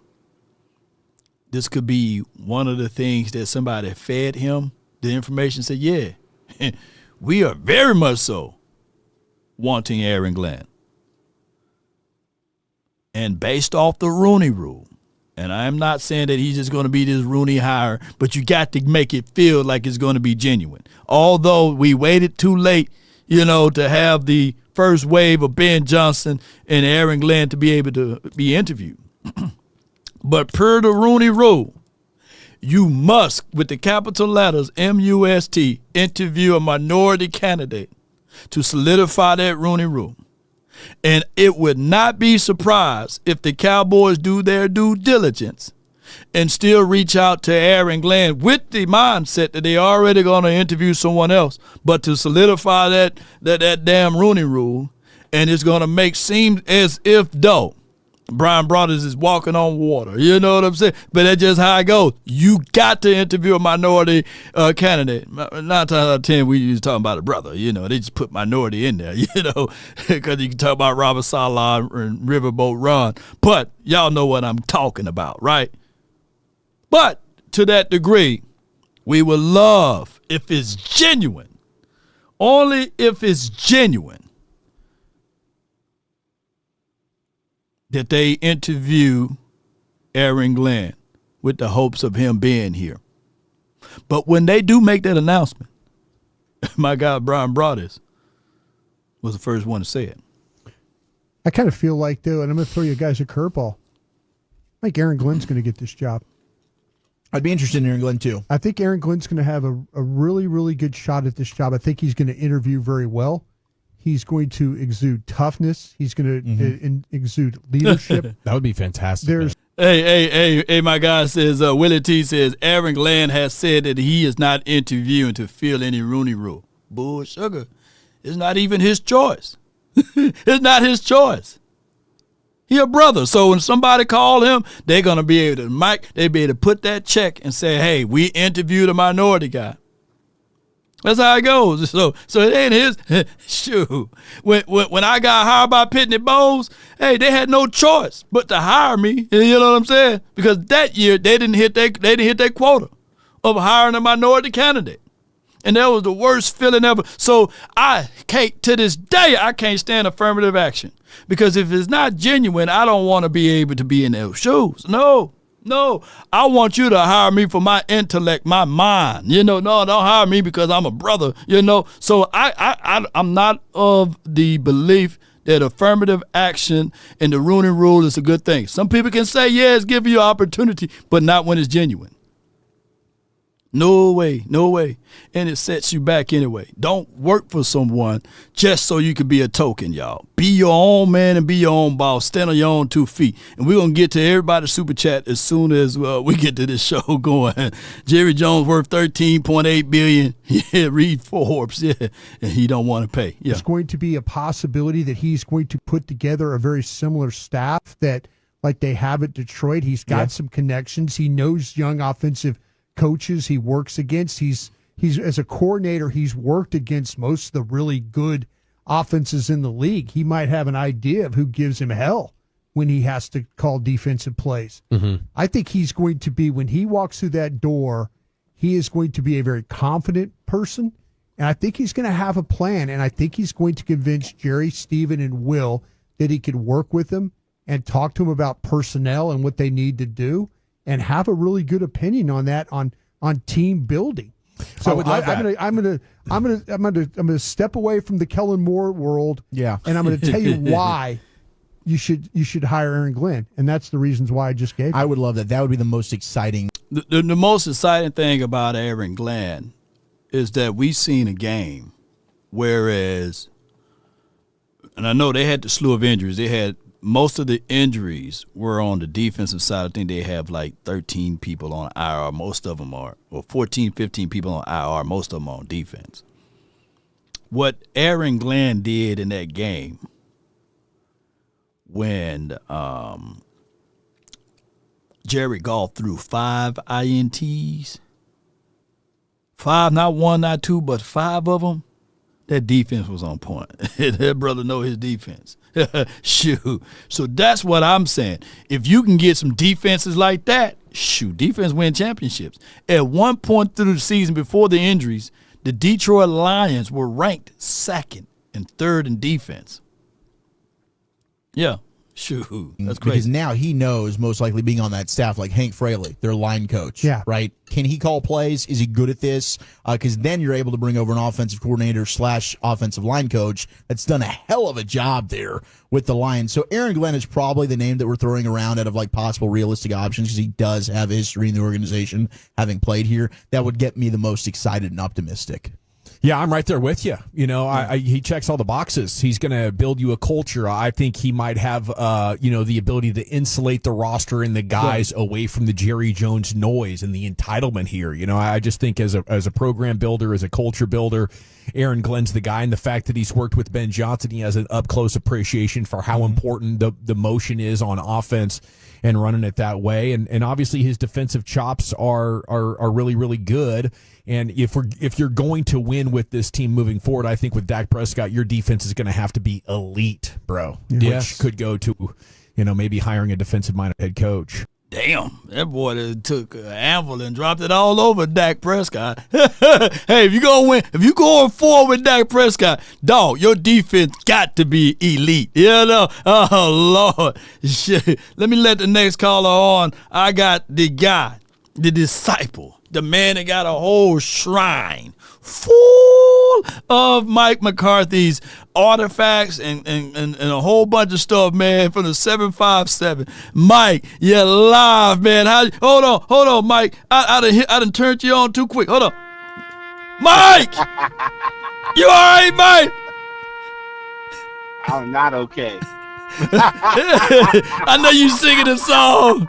Where he leads, I will follow. I'll go with him all the way.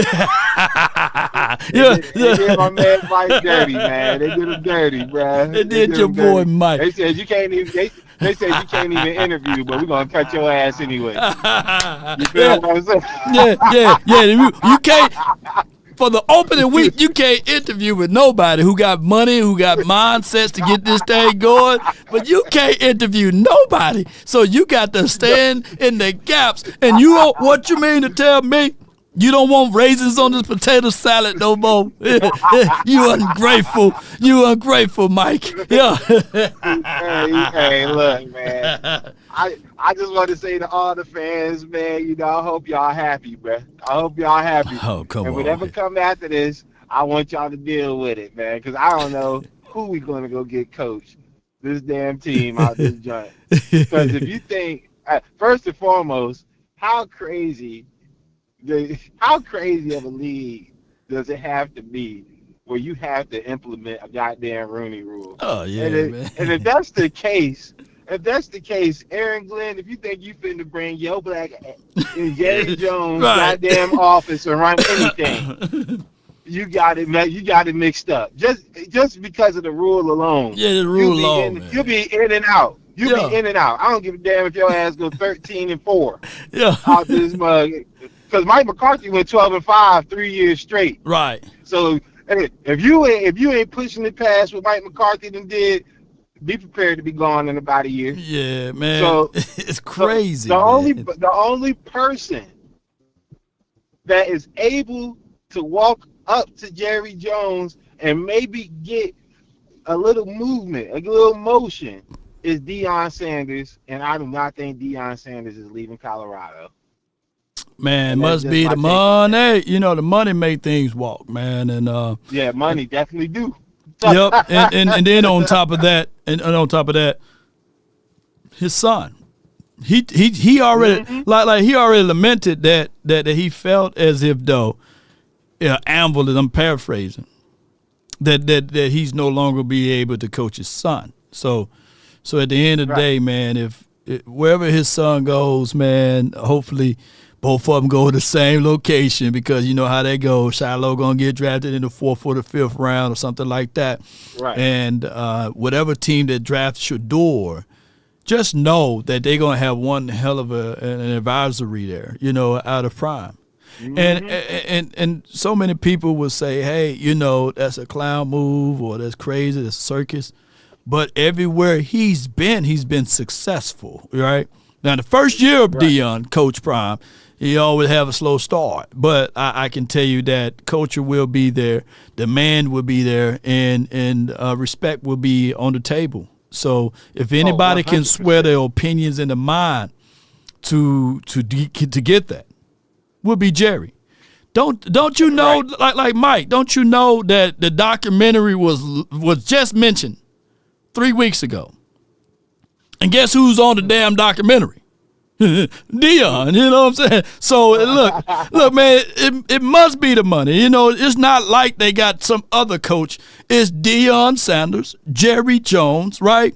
They all on the Netflix documentary. And Jerry just came off of a Landman show of lamenting the fact that what he did for his offspring. So if people don't understand that, man, they just don't understand life. You know what I'm saying? Yeah. And also, I feel the fact that even kind of Jerry Jones even talking about it. I seen your little clip that you put on the YouTube when Jerry Jones was talking about if Deion said he gonna move him out and he gonna ask him where he gonna move to. Yeah. To me, that's kind of like Jerry, like almost. That's the first time you probably got even close to a bow down to a person from Jerry Jones out this mug, because my man Jerry was basically like, look, if Deion say he out of there, I'm gonna ask him shit. Well, do you want to come coach over here? Yeah. You know what I'm saying? But it got to be with Shador. It's not going to be no other way, you know. But that's just how it goes. And I know a lot of people. I'm not clickbaiting nobody saying that Deion is coming here. But shoot, not at all. Yeah. So I'm just saying what I'm saying. You know, they look. They didn't ship me Prime stuff because I'm Law. You know what I'm saying? They ship me Prime stuff because I'm Law Nation. You know, and they know who I am. You know? So that's just the only thing.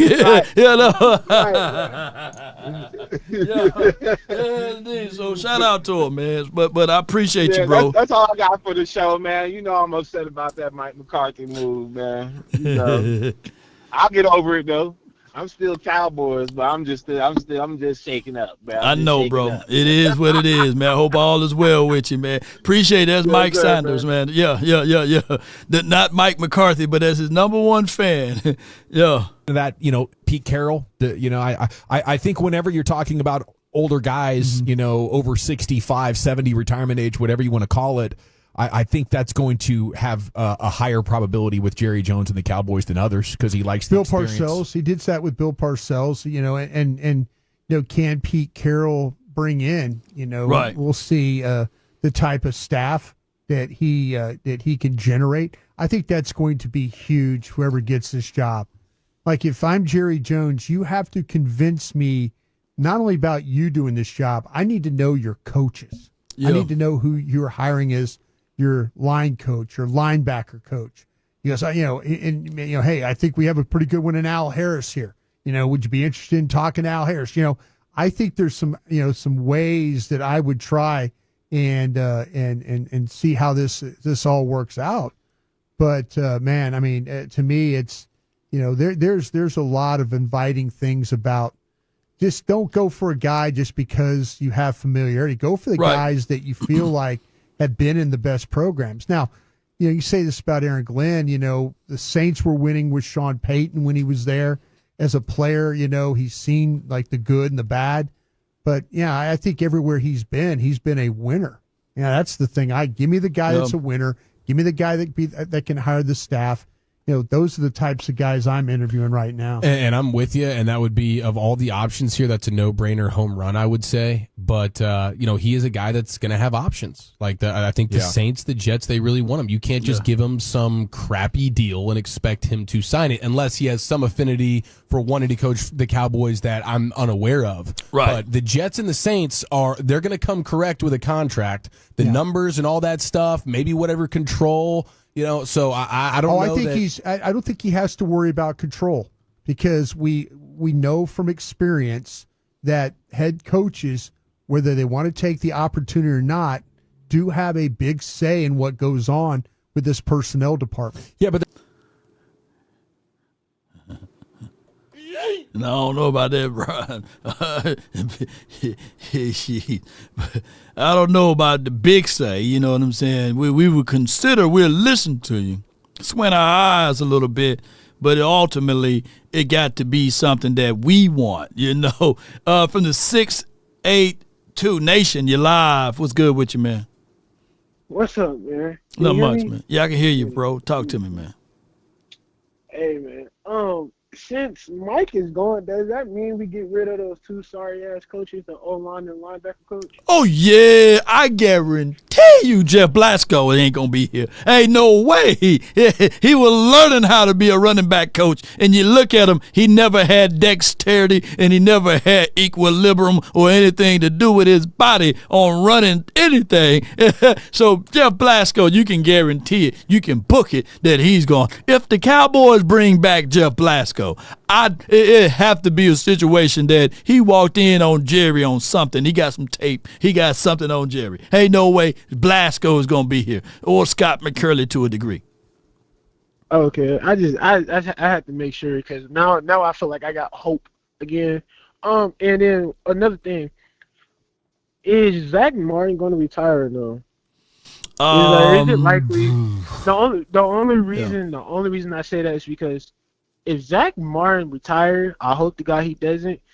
That is going to be the only way we draft a skill player. I want everybody to know that because you know how Jerry likes to operate, and how he likes to operate. He's going to get Banks on the first round if Zach Martin's retired. I just want to throw that out there. I feel like everybody keeps forgetting that, and then everybody keeps forgetting that. And then if D-Law leaves, then maybe we draft a defensive lineman. That running back and cornerback shit is over with unless two of those players leave. I'm just gonna throw that out there. Y'all keep forgetting how Jerry Jones operate. He did the shit last year and the year before that. Yeah. I mean, and the year before that. And then it skipped the year, then did the shit the year before that one. So I mean, it's like I get everybody's hope. Yeah. But you're kind of giving your. I mean, everybody love the new car smell, man. Regardless of it, you get the new car smell, and it's still the same driver. But at least we hope that this one, we have the reverse cam on it so you can see. You know what I'm saying when he reversing into stuff. Because Mike McCarthy still was archaic to a degree, and yes, he had his mishaps with being forced to have Kellen Moore and had to go through. People fail to realize that's growing pains, right? He had to go through the growing pains, so he only had 2 seasons as a full autonomy as it relates to his staff. And we can talk about on the defensive side, maybe that wasn't all his people, but at least he had 2 seasons out of the deal. I got you. Yeah. And then my last 2 things. Can you convince me on Jency, please? Because I don't see anything that I know would translate into the NFL. Well, Name me. I need somebody to convince me something. Name me another running back that did what he did from Boise. You see, because so many people will say, well, that's because of the level of competition. If that's true, then the next running back should put up Genty's numbers. They're going to play for Boise. If that's the truth, then the next running back should have Genty type of numbers. So, and I get it. You know, Cam, he's played Scatterboo, played pretty lights out against the Hook'em Longhorns and everything, and I like that.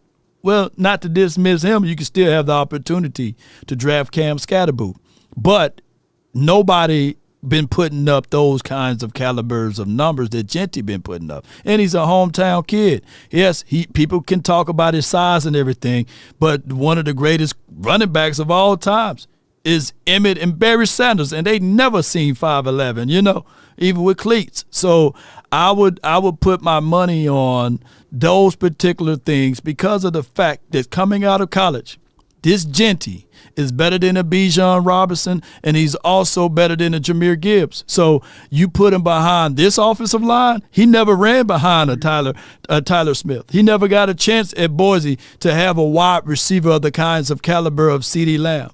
If you go back and look at that Penn tape, there was 8 and 9 man fronts. There's people right now that can't name another player on Boise, but they know Genty. So that's how I look at it from Genty aspect of it. Okay. The reason I say that is because, you know, what I always model every time I call in is stats can say one thing, film can say another. Right. Me watching Genty, because I seen the hype, the man fast. I give him that. The man fast is shit. Right. But when I looked at the O-line, did you not see the holes that they were giving the man? That's what I'm saying. Did you? What O-line you said? Go back and watch Boise offensive line. Go back. That's just all I want you to do. Just go back and watch Boise. I know the crucifying me. No, they ain't crucifying. Yeah, they ain't gonna do that. They ain't gonna do that. But I'm just. I get that he's fast, he shifts. I'm not displaying his ability. I'm just saying it's like our O-line and Boise O-line are just nothing. I don't trust our O-line. Who's on the Boise offensive line that's of the kind of caliber of Cooper Beebe? That's not what I'm saying. That's not what I'm saying. Oh, okay. What I'm saying is I do not trust our O-line for Genty. So I don't see his ability being transferred to the NFL. I'm not displaying Genty talent. That's not what I'm saying. I don't. Besides, all right. Let me before you go into that point there. Who's the poison pill on this offensive line? I said besides Tyler Smith and Cooper Beebe, I don't feel confident in our O-line. I'm just being honest with you. And those two are, besides Tyler Smith, 4 other spots are just a maybe that they'll get better next year. Man, Cooper Beebe was a rookie this year. Maybe he'll get better next year. Outside,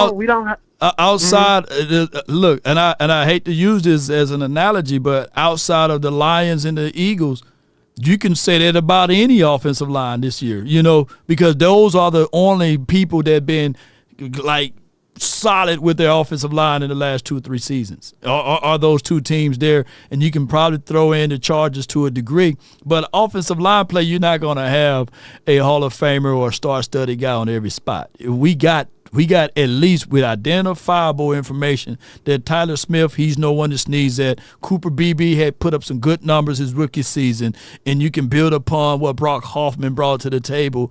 And I can roll the dice with that when you have a running back with vision who can wiggle and get you 2 yards when you don't supposed to get 1 and get you 5 yards when you only supposed to have 2, you know. So give me that, man. But I appreciate you for calling in, fam. Thank you so much, bro. No problem, man. Yeah, good call from my guy, man.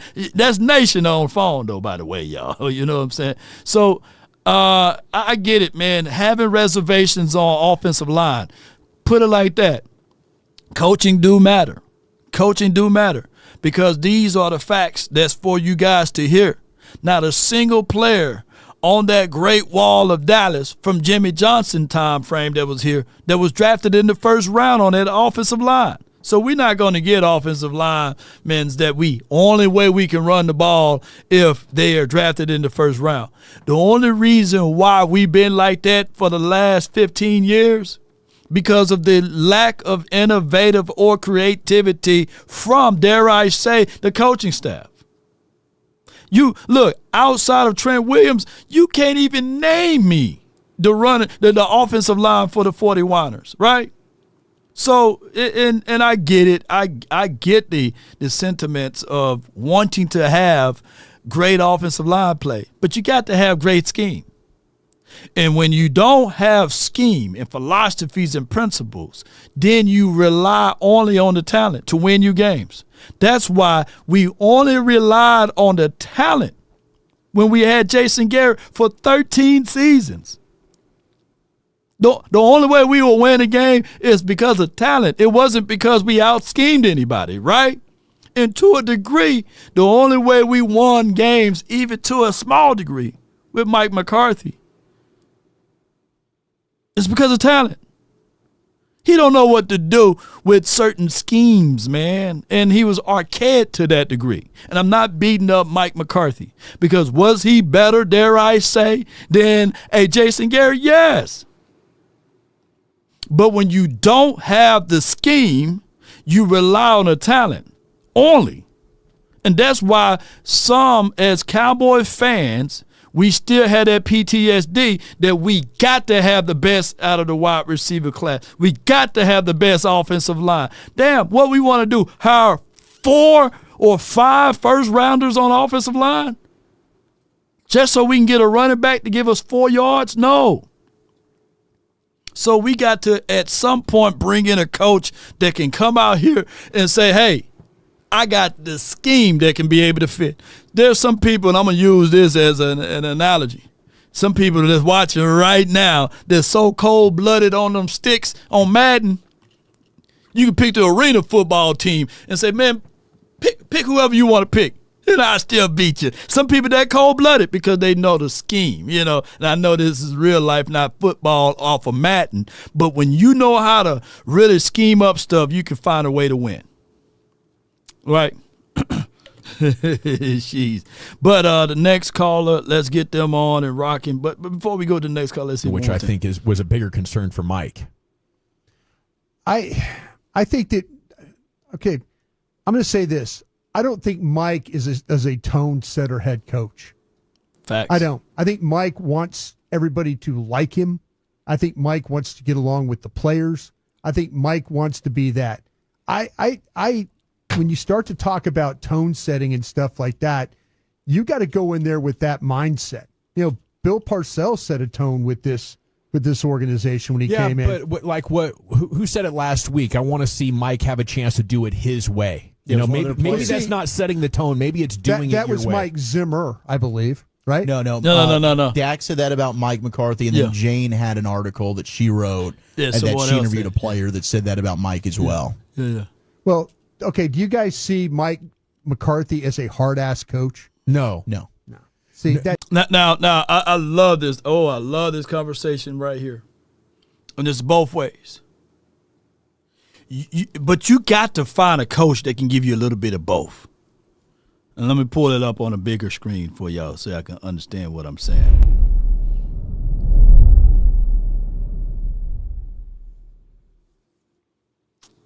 Here's the truth. You got to have that coach that can hold players accountable, but also have the scheme available to solidify the things that you're saying. Mike Tomlin, to a degree, damn good motivator. I mean, you'll be willing to run through a brick wall for him, right? In his words, he'll be able to capitalize off of those things that you say that you want, and he'll hold you to them. But his philosophy and scheme is very bland. Right? Very, very bland. So you got to have a person with the mixture of both, that I'm willing to run through the brick wall through him, and also the scheme fits so perfect that we can out-scheme someone. To a point, the reason why people love Dan Campbell is because you have the motivational factor of a Mike Tomlin, but he assembled his team that we got a creative guy out of Ben Johnson. We got a stern coach that's willing to have players to come over to his house so he can meet them where they at, right? So they can go over film. That's culture building. But you can't have one without the other, right? So I think that the NFL is always evolving and things like that. But you got to have your rah-rah. Like sometimes things are meant to be together. You got a real good defensive-minded coach over there in Kansas City, not Mickey, but Steve Spagnuolo. Yeah, if I think about Mickey. And then you have also a guy that's seasonal coach. They can walk in with his resume and say, these are the things that I've done out of Andy Reid. Perfect blend. Glenn Caper says, why is that I like the coaches Jerry doesn't like? Right. And we all have that issue. It's hard to be a hard-ass coach when you're not a hard-ass coach. You can't fool players. Facts. You can't walk into a locker room and one year be a nice guy and then the next year try and be hard-ass guy. But you don't have to be a hard-ass to get to choose your starting running back, or have an owner that's not chatting with the media constantly. I think those are things of interest. Hold on, before we go a little bit further into that. Tony Dungy he didn't play around, but he's a very soft-spoken guy. But when he said it, he meant it, and he stood on business by it. Right? Now, him and Mike McCarthy got the same amount of Super Bowl rings, I believe, right? But there was just two different kinds of caliber of coaching, right? You have one guy like a Tony Dungy, and you have a Jason Garrett. People going to gravitate to Tony because they know when he said it, he's meaning it. You know what I'm saying? So just two different philosophy. It's not like you got to have a rah-rah coach all the time. It's not like that. And some of those, the worst coaches you can have, in a good way, you know what I'm saying, that you couldn't stand coach when you're playing for him, but you respect every word afterwards, is that coach that when you F up, he'll give you that stare. That was Tony. Tony would give you that look, and you be sitting there like, man, I know I'm about to get cut. I might as well try to get one more play in, see if I can change his mind. But he was focused in. Tony was focused in. It's a time where Jerry and Steven, if you remember, Jerry and Steven were doing less interviews and less. They were letting Mike be the message. They were letting Mike be the message, and they can't help themselves. I think you're absolutely right about that. But if you show you have the ability to be that guy, that leader, I think they'll allow you to do that. Now, we'll see. I think it. Hey, man, when did Jerry start and Steven? Now, I heard Steven step back from doing these interviews, but when did Jerry? Y'all let me know when Jerry ever stood back and said, I'm going to do less interviews. Because last I checked, he do one on Tuesday, do one on Friday, and he going to speak again on game day. Them 3 interviews. And he speak twice on game day, before the game and after the game. So there's about 5 interviews there.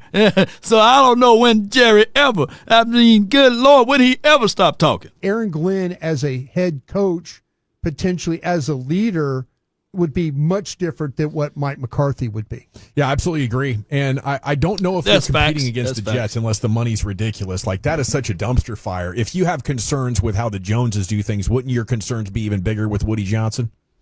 Yes. Just getting bought out of it. Yeah, in a lot of ways for sure. But he played for them. He's clearly been everybody's been tying him to either the Jets or the Saints.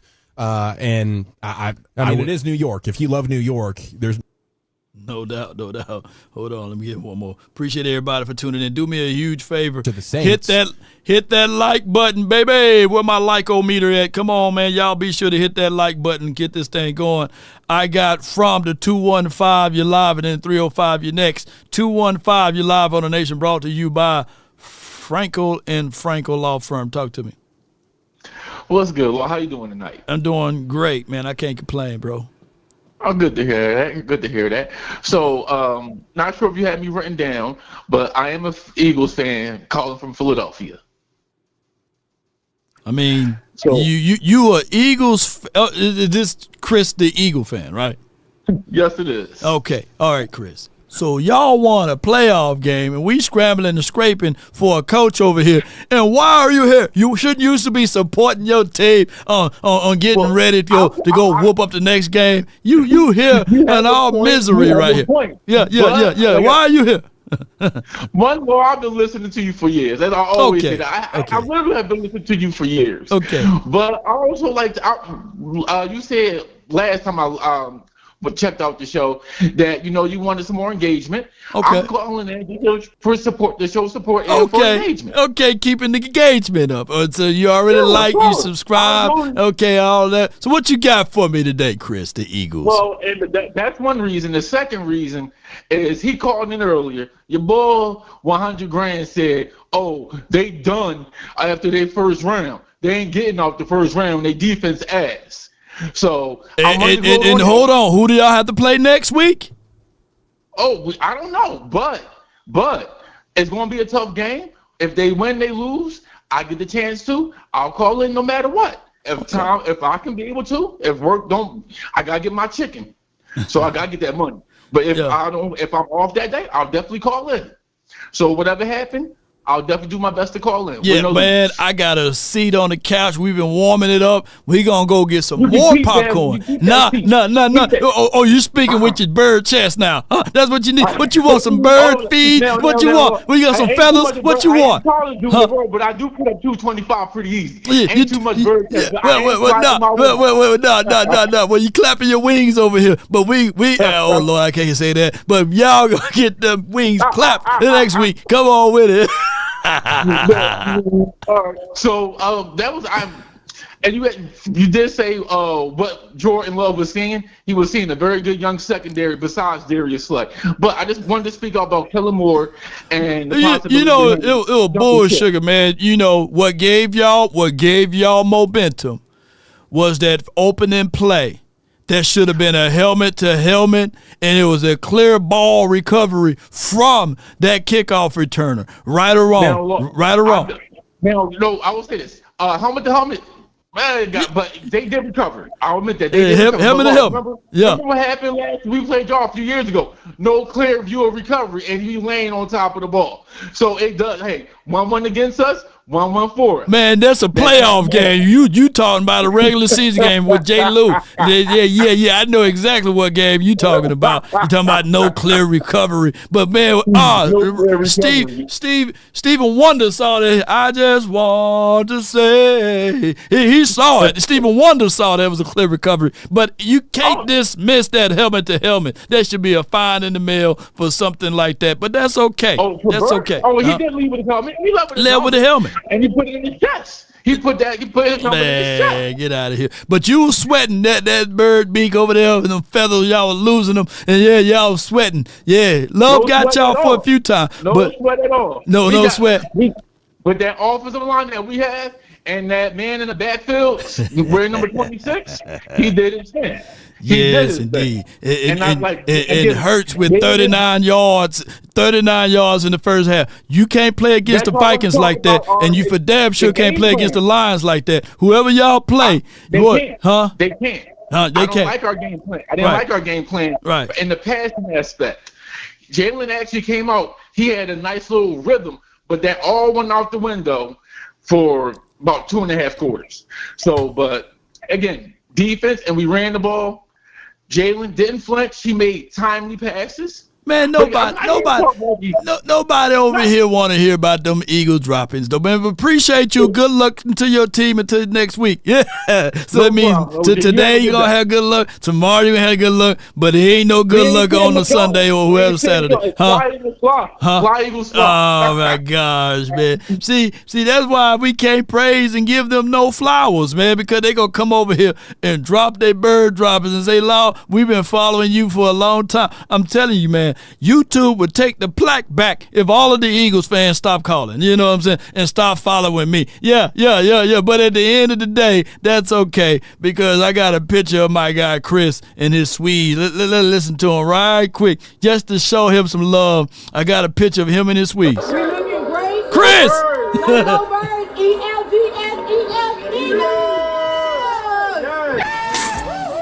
And I mean, it is New York. If you love New York, there's only 2 chances to coach there. Yeah.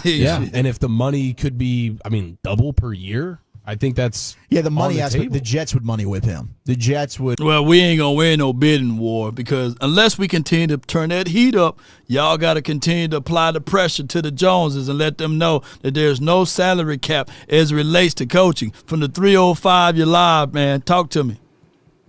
What's good, Bill Law? What's good? Appreciate you, bro. Hey, man, we've been talking about it, man. Now it's finally here. We finally know what's going on. Right. I told you. Hey, since the beginning, man, we've been talking. I told you, man, if Mike McCarthy don't come back here for a two-year deal because he's going to walk off for himself. Be honestly, I didn't see Mike coming back because I don't think he wanted to be back. It's not the fact that no contract. I don't think the guy wanted to be back, to be honest with you. But the simple fact is no control. Man, people are not going to understand this, man. But Jerry have in that play calling. That's why any coordinator that comes here or any head coach that comes here, the plays look the same. And anybody who plays sports or anybody who looking outside looking in and watching the game, you can see it's the same play callers. You can see it's the same scheme. No matter scheme. What coordinator come here, Law, it's going to be the same thing because of our owner. And that's why he can't find a head coach right now because nobody's going to deal with that. I'm sorry, Law. I didn't know you was trying to say something. No, you good, man. You good. You good. Nobody want to deal with that. Nobody want to deal with that, man. So when I said in the beginning, Law, about the Deion thing, I said it earlier this year about the chances of him getting Shador. Because when our owner said he was going all in, I didn't think he was going all in a free agent. Like I told you before, I thought he was going all in the evaluation of the team, right? Because I think it was going to be the last with Mike McCarthy. Because after Mike McCarthy, you had Dan Quinn, and before then, like I said, you had Jason Garrett for a long time. So those players that you had, it's time to see those rookies that you had. It's time to see what they could have did. Because remember, this under the Mike McCarthy regime, this under Dan Quinn regime. So anybody who's coming in, they're not going to want those players, or they're not going to want those coaching. Facts, man. He was in a lose-lose situation. You had everybody on one-year contracts, and then they announced that they're doing a soft rebuild, and then you had the injuries. Plus, you have the meddling owner who waited to the last hour to sign Dak Prescott, waited to the last minute to sign CeeDee Lamb. So, yeah, he was in a lose-lose situation. My thing is, so that he wouldn't want to be on record of firing a coach, and he for damn sure didn't want to pay a coach. This is how cheap Jerry is. He didn't want to pay a coach while he have another coach that's hired, right? That means that you mean to tell me I still got to pay him $4.5 million even if I fired him? No, I'm going to get the most I can out of him, and that's exactly what happened under Mike McCarthy's administration. Appreciate you, bro, for calling in. Exactly. But one more thing before I go. That being said, right, because I don't think, like I told you before when I called in last time, I don't think is going to have an African-American head coach. Sponsoring this team, far as being the American team and having a face like that. But like we say, one person that can do it, Deion, right? Yep, that's the only guy. Yeah. Deion is like OJ, right? There's no color with him. Right? Sorry to say it, right? It must be the money. Yeah, but man. Right? There's no color with him. There's no color with him with Deion. So that be saying, if I got the phone, what would it take, right? One Deion, if that's an emotion, because I don't think Deion coming here next year. I keep telling you, I don't think he coming here this year. I think he coming here 2 years from now. If he in the play, right, and Shador's in the play, what would it take for us to get to the second pick? Shoot, that'd be appreciate you for calling in from 305. Yeah, he'll going in and out. Like I said, it's going to take this right here, Mike Zim being announced as your head coach, right? And then by the time draft come and the Cowboys, if Shador falls and he being drafted in the 12th spot, then that will be clear indications that prime time is coming here. You definitely can't hire prime now. We got the 12th selection, Shoot, you hire prime and then all of a sudden, that would be the craziest thing ever. You hire prime as your head coach and then the Giants fool around and draft Shador. That would be crazy as hell. I'd be like the ops, shoot. Deion ain't going to be coaching against his son. He's going to be coaching with his son. So that'll be the only reason why I'm saying Mike Zim is because Prime and Zim, they worked with each other before. When Zim needed a job, Prime reached out and gave him a job. So Prime had the pull to get Brian Baldinger to come to Jackson State to oversee some stuff. So we seen some crazy stuff happen, man, with all of this stuff. And y'all know how it is, And Jerry, if he had anybody that he can listen to, it'll be Prime. Fortunately, but that's just how that goes. And just to play a little snippet of it, I had this earlier on my deal here. Here it is, right here. It's brag time. If Deion says they're going to move that mountain, and I'll ask who, and he says Deion Sanders, I'd say, where are you moving it to?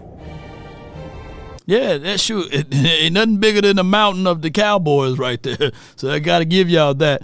All right, we got Troy from the 346. Then we got the 469. Hold on, you on the line for Troy. You live. Talk to me. What's going on with your love? Yes, indeed. What's good with you? This is what we wanted. This is what we wanted, huh? This is where we at. Jeez. Where we at? So we got it. Yeah, we got it. Say, I was listening to what's the lady that reports on the Cowboys? Slater. Jane Slater. Yeah. Jane had some tidbits. She said, man, that it was more so McCarthy's choice not to come back. Yeah, the choice was here. Put it like this: he wasn't comfortable getting questioned about how the year went, and wanted to talk about the money, right? And didn't want to have to answer for this year. Let me ask you this though, Troy. Let me ask you this: did Dan Quinn ever get fired? Wasn't he out of contract? How long was his contract? Man, he was out of contract. He got a chance to walk. Yeah. I think his contract was expired. He got a chance to walk. He never got fired. So nobody got fired from the Green Bay Packers. So neither is Mike McCarthy. The door is always open. If Mike McCarthy, I'm not saying he got fired. No. What I'm saying is that if Mike McCarthy was willing to stay here for $4.5 million, he'll still be here. But Mike McCarthy wanted the bag. He wanted more money, So that's how that goes. Unfortunately, ain't nobody talking about the money though. What happened? Right. Yeah, this is what everybody getting mixed up with. Mike McCarthy is still available to be the coach, but he wasn't being available to be the coach with that money. You know what I'm saying? Well, I want him to come on back. Y'all already know how I feel about it, man. It's gonna be dire straits to try to find somebody. I hope they up for this search that we got to do. Who do they lean on in this time to get a coach, man? Who do they talk to? Who do they consult with? Is it just the family and they move forward? Do they talk with Will? Well, Will contract in at the end of this month, so they're gonna have to. I got to hit the breaking news whether or not Will is gonna be here. Will was still on TV now. Will was still on Cowboys.com. I didn't see Mike on the Mike McCarthy show. Will was on the Mike McCarthy show. So yeah, he got into the end of this month, I believe. Good about that. Yeah, he got to the end of this month. So when that check I don't know where his son is going to school at, but if his son is accepted to a school outside of state of Texas and outside of the city of Dallas, then there's a strong chance that Will McClay is gone. So it's more so of more searching. Man, they can go wherever they want to go. That's what. Anyway. No. Because Will McClay only said that the reason why he's staying in Dallas is because his son is in Dallas, and he's a good father. He want to be there for his kids. He's like Deion. His child could go anywhere he want to go, couldn't he? Or just on name alone. Yeah. I mean, his child. I don't know what his child major is, but his child is a senior now. So if a child get accepted to, let's say, Brown, or if his child want to go to Juilliard or something like that, then it's over with. Yeah. Morehouse, whatever. I don't know his child, but if he go to another school. Do they work it out, or who we getting this coaching search, man? Well, these are the list: Ben Johnson, Cliff, Brian Flores, Aaron Glenn, Joe Brady, Liam, Kellen Moore, Pete Carroll, John Gruden, and Riverboat Ron. Those are your some choices there. So I don't know, man. It can be Steve, Sarkisian, of the Hook'ems. I don't know. Nobody knows what Jerry Jones got in his mind. He might elevate Tozine as the head coach. I don't know. Just Jerry. Man. No, normally they say to the highest bidder. Hey Troy, normally they say to the highest bidder, but it may be to the lowest bidder over here. Who's willing to take dog water to coach this team? I said in some comments one time that Cowboys kind of like, and y'all gonna slap me down and call me wrong, but the Cowboys like the Super Bowl, man. Like the performers don't get paid to perform in the Super Bowl, bro. They gonna come, but they gonna clamor to be there, bro. They gonna want to perform because they know they've done a Broad Street is gonna shoot up. And they're going to be able to claim a different ticket off the fact that they work for Cowboys. Now, Mike McCarthy is trying to leave here, and he can claim a different number on the fact that he works for the Cowboys. You watch and see. But if he had stayed here, what I'm saying is he may not got that money in his check, but every time he go to speak, is the dollar amount he going to be able to ask for is going to be a lot different from he going to see, except signing this first contract, than what it was here in Dallas. No doubt, man. I appreciate you for calling in, Troy. Good observation on that. Appreciate you, bro. Yeah.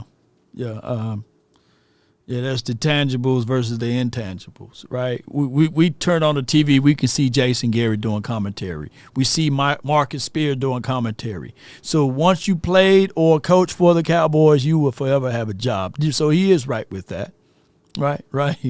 But Mike McCarthy ain't finna buy that. Give me the tangible money is what he wanted out of the contract. Give me what Sean Payton and them getting. But I get the conversational pool of, hey, you can take less to coach here. This will always be a situation where you would like to go to coach at because we are the America's team and these sorts.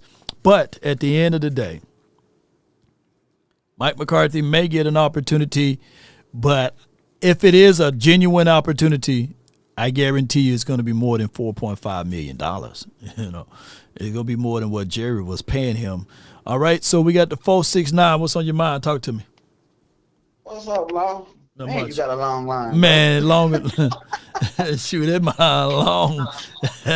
Shoot. I'm only going overtime because of y'all. I got all these people. I want to hear y'all out. Yeah. Hey, thank you. I'm glad Mike McCarthy's gone because his play calling sucks. Yeah. And he won those 3 years, but when he gets to the playoffs, he lose the big games. So you got to move forward, man. It's time. It's a new time, and the caller that called me tripped me out too. It's all about scheme, like you said, with the running back, and if you run the ball right, it's all about scheme, right? So that goes to the coaching. And what I was gonna say, he tried to compare Boise State line to the Cowboys line, that's an NFL line. Ashton Jeanty will be a better running back in the pros. He was good in the pick is Ashton Jeanty.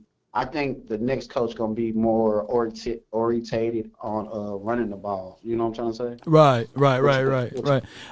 If you get a run first coach in here, man, you see that benefits the kind of caliber of quarterback that you got. You know you got a quarterback that can sling the ball, but the law of diminishing rates of return settles in real quickly when you have Dak just throwing it 30 to 40 times a game. I don't want that out of him. I want this team to be a run-first team. I want teams to try to load the box. You get play action back in there. And if they don't load the box, can we get another wide receiver that can win their one-on-ones when they're rolling coverage CeeDee Lamb's way? And we haven't really had pure and real strategy here at Cowboys, and I get it. We're going to be talked about and hated upon. But I would love to see whereas you can see a game, whereas you don't have to rely only on 4 to win you the game. You know, and that's what we all been wanting here in Dallas, but it haven't been on offense. You have to rely on so many other things. I think they should go back to the run. That's what the Cowboys always had was a running back. Right. I think that should be their first pick. I think it should be Ashton Jeanty because he ran for like 2,000 plus yards, like the best since Barry Sanders. Why not? I don't think he'll be a bust. I think he'll be a great pick. And he want to play here. Yeah. Half the players don't even come out and say where they want to play, you know, except for like Eli Manning was like, I don't want to play nowhere but New York. That's the only time this is the second time I ever heard a player say I want to play there.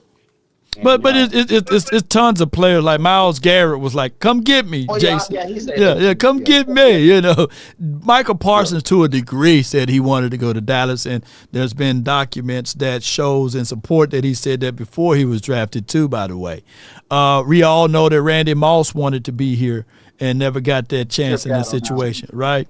So, you know, for Ashton Jeanty, I get it. You know, you got a nice running back class and in his class, no, you're right. You're right. You know, he's the best in his class. So so I get it. Though people gonna say, well, look at the levels of competition he ran with, and give me Cam Scatterboo. You know. Hey, I got one more thing. This is the last thing. Deion's not coming.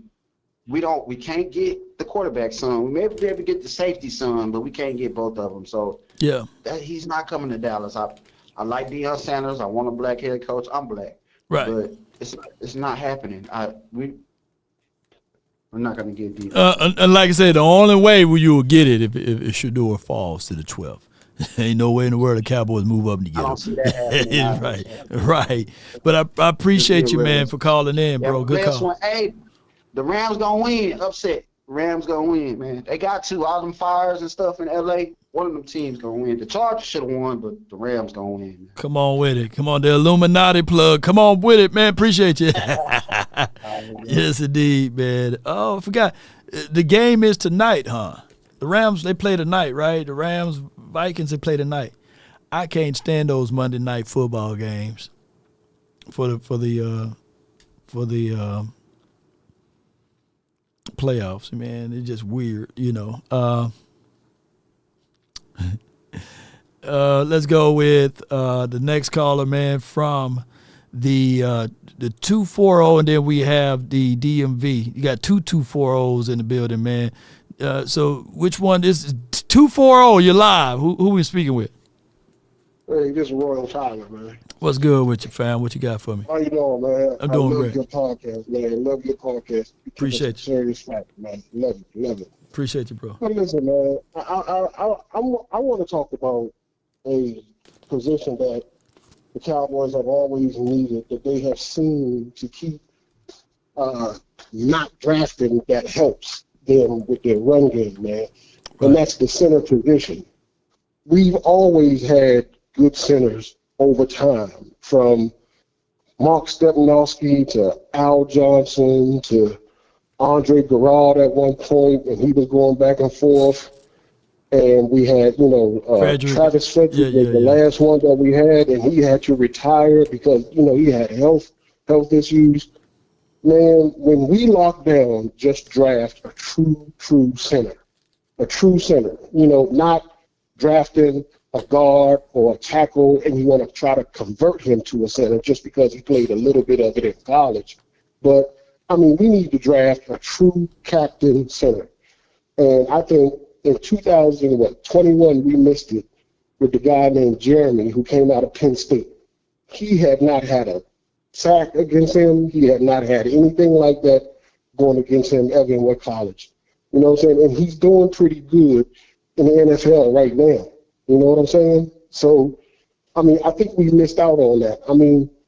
Yeah, we need wide receivers, and that's probably going to be the first choice taken. And, everybody's talking about drafting Ashton Genty. But look, I'm looking at another running back that, to me, he compares to our last dominant running back that everybody keeps thinking that it was Ezekiel Elliott. No, I don't think so. He was good, but DeMarco Murray, to me, was our last dominant running back before he went off to Philadelphia. But this running back that I'm talking about, he's kind of like that DeMarco Murray. He can run over both. And I'm talking about Omarion from out of North Carolina Tar Heels. This dude he has some speed. He might not have the breakaway speed that Genty got, but I'm trying to tell you, he's 6 foot. Yeah. Omarion is nice, man. His ability to get patient feet, good vision, and he's a bigger size of a back. But, you got to just I'll just pay attention to my draft board, right? If Genty is there, you take him. If he's your best available player, you take him. Now, I don't see any center that's going to be drafted in that spot. You get what I'm saying? You got Will Campbell. You got Will Campbell. You got Kevin Banks. Those are the kinds of caliber of draft picks that the Cowboys typically go for. But I'm saying that this team is very much so in need of a playmakers and somebody that can be explosive, since the fact that they don't dance around in free agency. You see, so I will go with BPA, and if they have Genty on that board as the most explosive player at that time at the 12th spot, don't get too cute. Just go ahead and take him. Now, Omarion, I like what he can bring to the table in the second round if he falls to that far.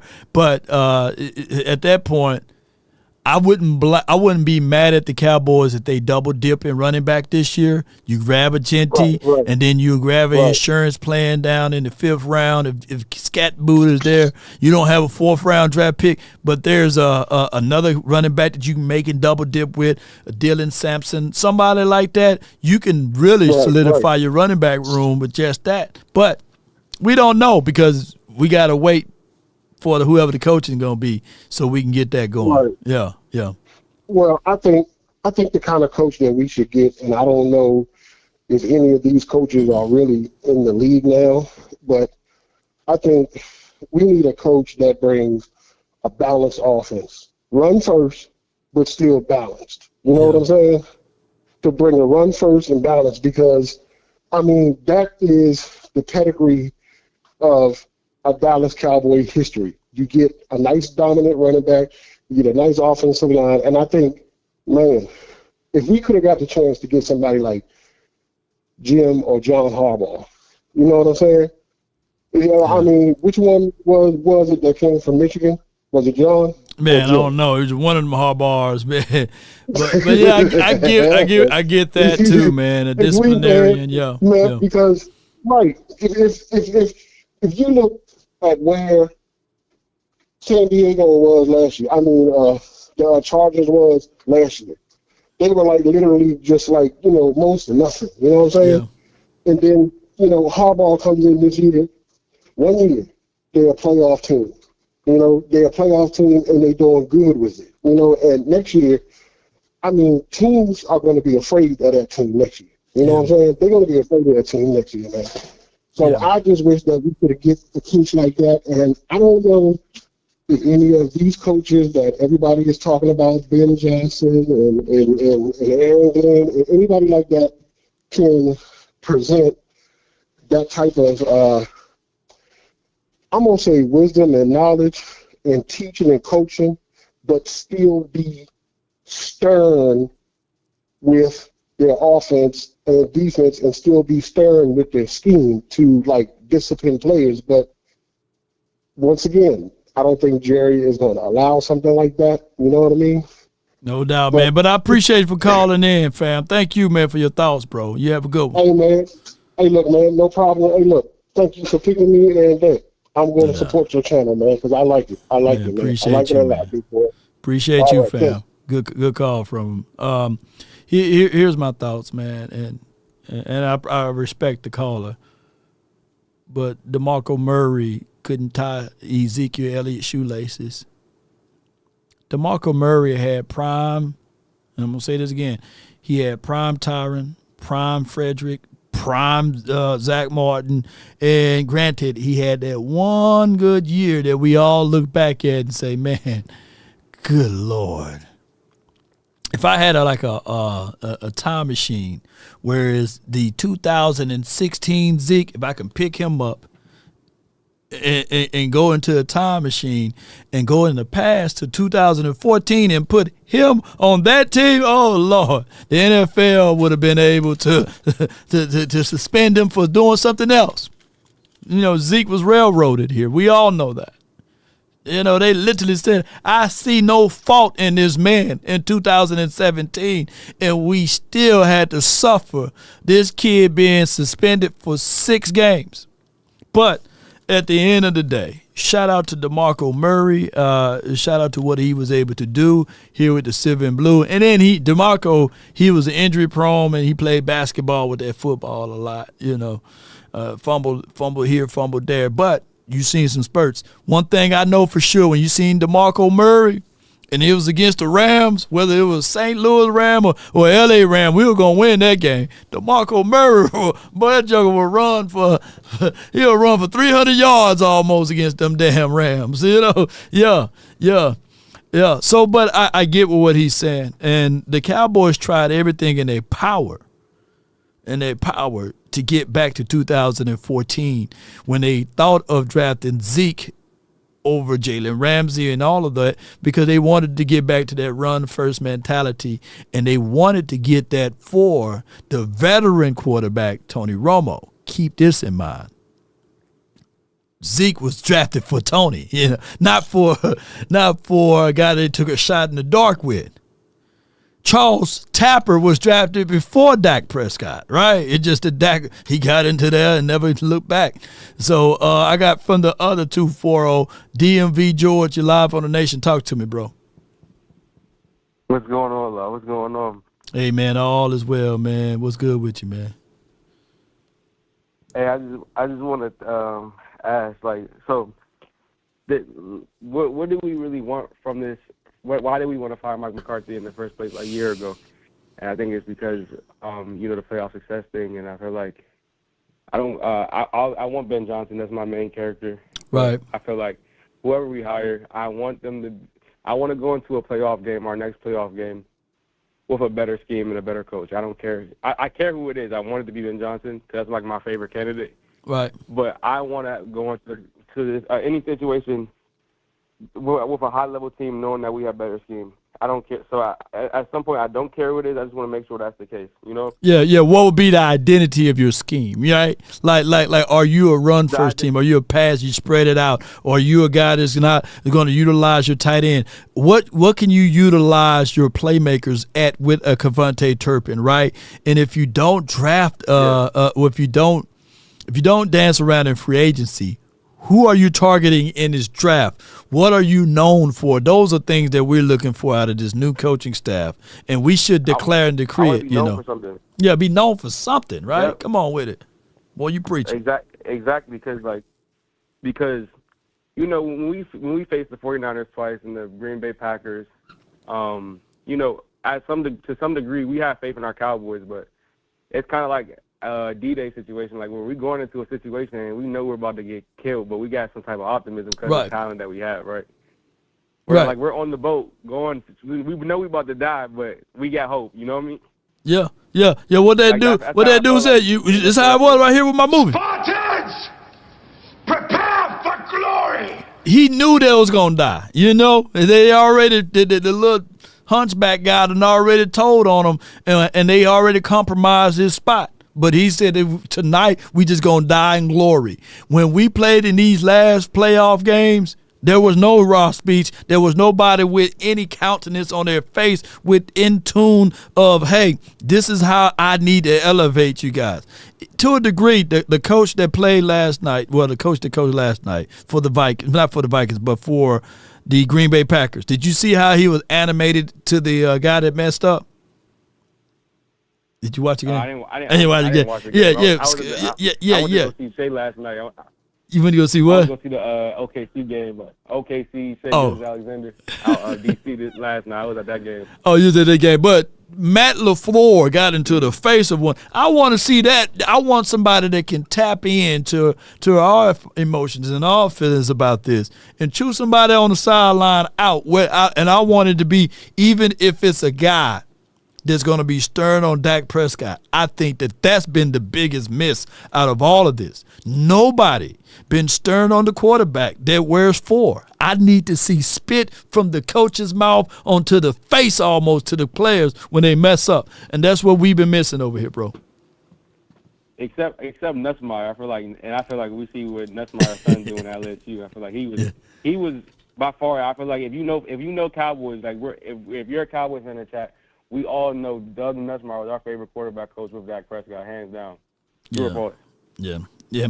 And I know 100 grand somewhere talking about, hey, you can't do that because of the coach for the front office, but you're going to have somebody that's willing to go against the grain just a little bit.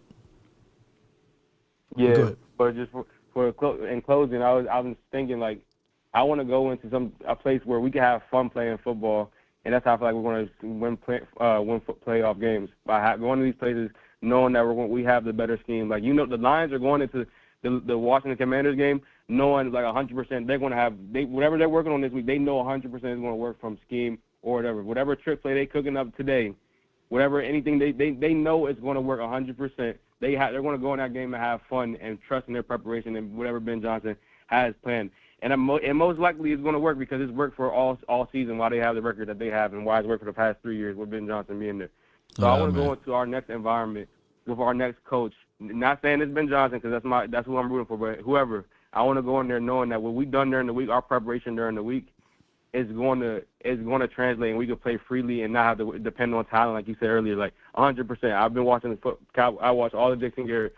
I know 100%. Every time we went in there, I don't know what Jason Garrett's going to do except give the ball to DeMarco Murray up the middle and then tell Dez to run his same 4 routes on the outside. Like it was only talent back then. That talent or nothing. It's talent or nothing with Dak. This team lives and dies on Dak's talent, and when we lose, it's because everything's on him. There's no schematic help. It's either he makes the throws or he doesn't, and these throws are not like the easiest to make as well. So I want to go into these next few years with a run game, with a dual running back setup with Genty, or I'll even keep Genty and Rico and put Genty at 2. And let him be that huge change of pace, with the Jahmyr Gibbs type thing. Yeah. But I want us to be able to have like something consistent going forward that we can lean on, hang our hat on, and be able to have fun. And that's how we're going to get to the main goal of why we got rid of Mike McCarthy. And that's how we're going to get. Our main goal is to win more playoff games, not to win more regular season games. We want to win more playoff games, and that's the only way I feel like that's the easiest route to doing it. I feel like. No doubt, man. Appreciate you for calling in, DMV George. All right. So a good call from him. Let's get some schematics and schemes going. What we're going to do at this moment, man, is it's not rapid fire. It's not a full rapid fire, but we're going to go to the clock gang. All right. And on top of that, you got 1 to 2 minutes before we lock the phone lines down. We still got a lot of people, man. Somebody said, man, longer than Natalie's Nunn's chin. However her chin is. Somebody said Natalie Nunn. Her chin is longer than Jay Leno's. So I'm going to have to look up Natalie none and see how her chin is. But I got a super chat from Mr. Wright. He says for the $9.99, he says for your mind too. Shout out to you, Mr. Wright. With a new head coach, what will be the philosophy and how much does it change our draft, if any? Yeah, with that new head coach, he got to establish that. And I guess we got a little less than 3 months to do such. He got to first evaluate the staff that's here and the people that's under contract. And then secondly, he got to be able to lay out his game plan, and they all have to be on the same page. And it's very difficult. It's very difficult to do that when you have the Joneses that's very meddling, and they have their own philosophy too. So you got to figure those things out, man, and it's going to be very difficult to get those things going. Let me see what we have here, and I'm going to type in chin, and we're going to see what y'all talking about. Yeah, that's a long chin. Yeah, ain't nowhere in her chin is that long. Yeah, that's a long chin. I'm looking at the chin. Yeah. Y'all crazy as hell, man. Y'all so damn crazy, man. That is a long chin. I think she got Jay Leno. Yeah, she got Jay Leno for real. Dang. Good Lord. yeah, that's damn near. Yeah, that's longer than her chin. Yeah, so we got that line that's longer than her chin. And that is a long one. You know, y'all were right, you know. But hey. That boy said got more chin than the Chinese phone book. Man, that's a lot of chin. All right, so we got next we're gonna. The conference has been locked. And we're gonna get my guy JV in here, man. You live. Talk to me, bro. From the 901, you're live on the Nation. Law Nation, you here? Yeah, I'm there for you, bro. What you got? Did that. It's great hearing from you, bro. How you doing? Hey, man. All is well, man. I can't complain. Hey, I have a question. Now, we saw the personnel photos and files of Jerry Jones' kids as it pertains to the Dallas Cowboys organization. Yeah. And I know that Jerry Jones is involved in other things like real estate, oil, and all that there. Now, I know he tried to run this like a mom and pop store, but do you believe that he even tried that type of stuff when it comes to his real estate or the oil that he has going on, his oil business? Anything of that nature, or he keeps that strictly tight to his chest? I mean, they all in the same boat, man. That money comes into one pot, and Jerry said that he didn't hire this as he hired this as an occupation, you know. So, that's with the Dallas Cowboys, but I'm talking about like that's with everything, you know. That's everything. They all in the family business, all of it. They put it in, you know, all together. You know. So the oil business, he's willing to allow that to suffer because of their incompetence and risk losing a lot of money just because they're related to him. I mean, there's so many layers to this, JB. You know, you don't have to have your hands in the pot, man, to drill a little hole here and to see if you got oil and to raise the interest rates on gas and stuff like that or whatever it may be. But for a football team, you got to be very much so hands-on, you know, with the salary cap, with the player. You got over 53 personalities if you include the practice squad people. So, and then you thinking that there's so many levels to this, man, that, you know, that's why we so far behind. But I appreciate you for calling in, JV. Yeah. All right, then. Hey, I appreciate you for having me on and things, and go Cowboys. But man, so I just really, I don't believe that he'll have his family in that type of business. But yeah, I feel what you're saying. Yes, indeed, man. They all over, man. But this is their main income. Yes, you don't have to have all of your family members on the oil thing. You know, when the ice froze Dallas 3 years ago. Yeah, there was a time for them to raise the prices. They rose the price of the gas. You know what I'm saying? You don't have to have all your family members on that. You know, just raise the price. But you know, Jerry is Jerry, man. It's business, man. So when you think of business and you compare it and weight it to like the other owners, man, look, whoever Steve Ballmer is, he got $125 billion with a B. He don't have his family members all over there trying to make the decisions of their particular thing. Rob Walton's family got $109 billion with a B. You know, they ain't worried about X, Y, and Z stuff, you know. Yeah. So, and when you got Miriam, $34.4 billion, you don't see Jerry's name on this list, you know. Shoot, he couldn't even probably shake hands with Rob Walton. Rob Walton's like, look, man, you know, I made what you made last night, man. Get out of me. You get off of me, man. You ain't no real billionaire. We the real ones. So there's different levels to this, man. They hold all of the chips. But so Jerry makes his money basically from the Cowboys. That's how he make his billions. These people, these are real hobbies for these folks, you know. And who am I to say, man? Because if I woke up with a piece of Jerry money, man, I may be gone for a couple of days, you know. Yeah, but it is what it is. But at the end of the day, man, Jerry's not making the wealth that these boys are making. You know, they ain't shooting in the same goal. You know what I'm saying? The same, you know, they laugh at Jerry money. Put it like this, if Steve Ballmer wakes up with Jerry money tomorrow, he's jumping off of one of his helicopters, slicing his neck and throat all the way through before he hit the ground. I got Jerry money.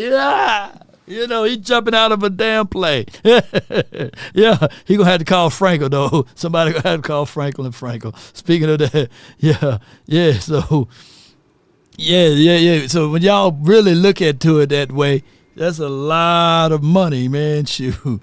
Come on, man. All right, so the next caller, let's get it from the 626. You in the mix. Talk to me. Hey, how you doing, buddy? Doing great, as they say. Tony the Tiger would say. Listen to your show, man. Lots of knowledge going on, and I just want to say thank you for the content that you shoot out. Nobody's mentioning, I think every Cowboy diehard's goal is to win a Super Bowl. Facts. I really believe Jerry's goal is to win a Super Bowl. Yeah. I think if we really wanted to do it, there's a guy that's been tied to the Cowboys for years. I call up Sean Payton, say, what's Denver paying you? 15? I'll give you 20. You want to come over to the Dallas Cowboys and win a Super Bowl? I think Sean Payton would be interested. Yeah. You know, someone like that. But what he's going to end up doing is probably going with Kellen Moore or somebody like that, somebody they can control. And I think that's what frustrates the Cowboys for so long, is that Jerry's always just in complete control.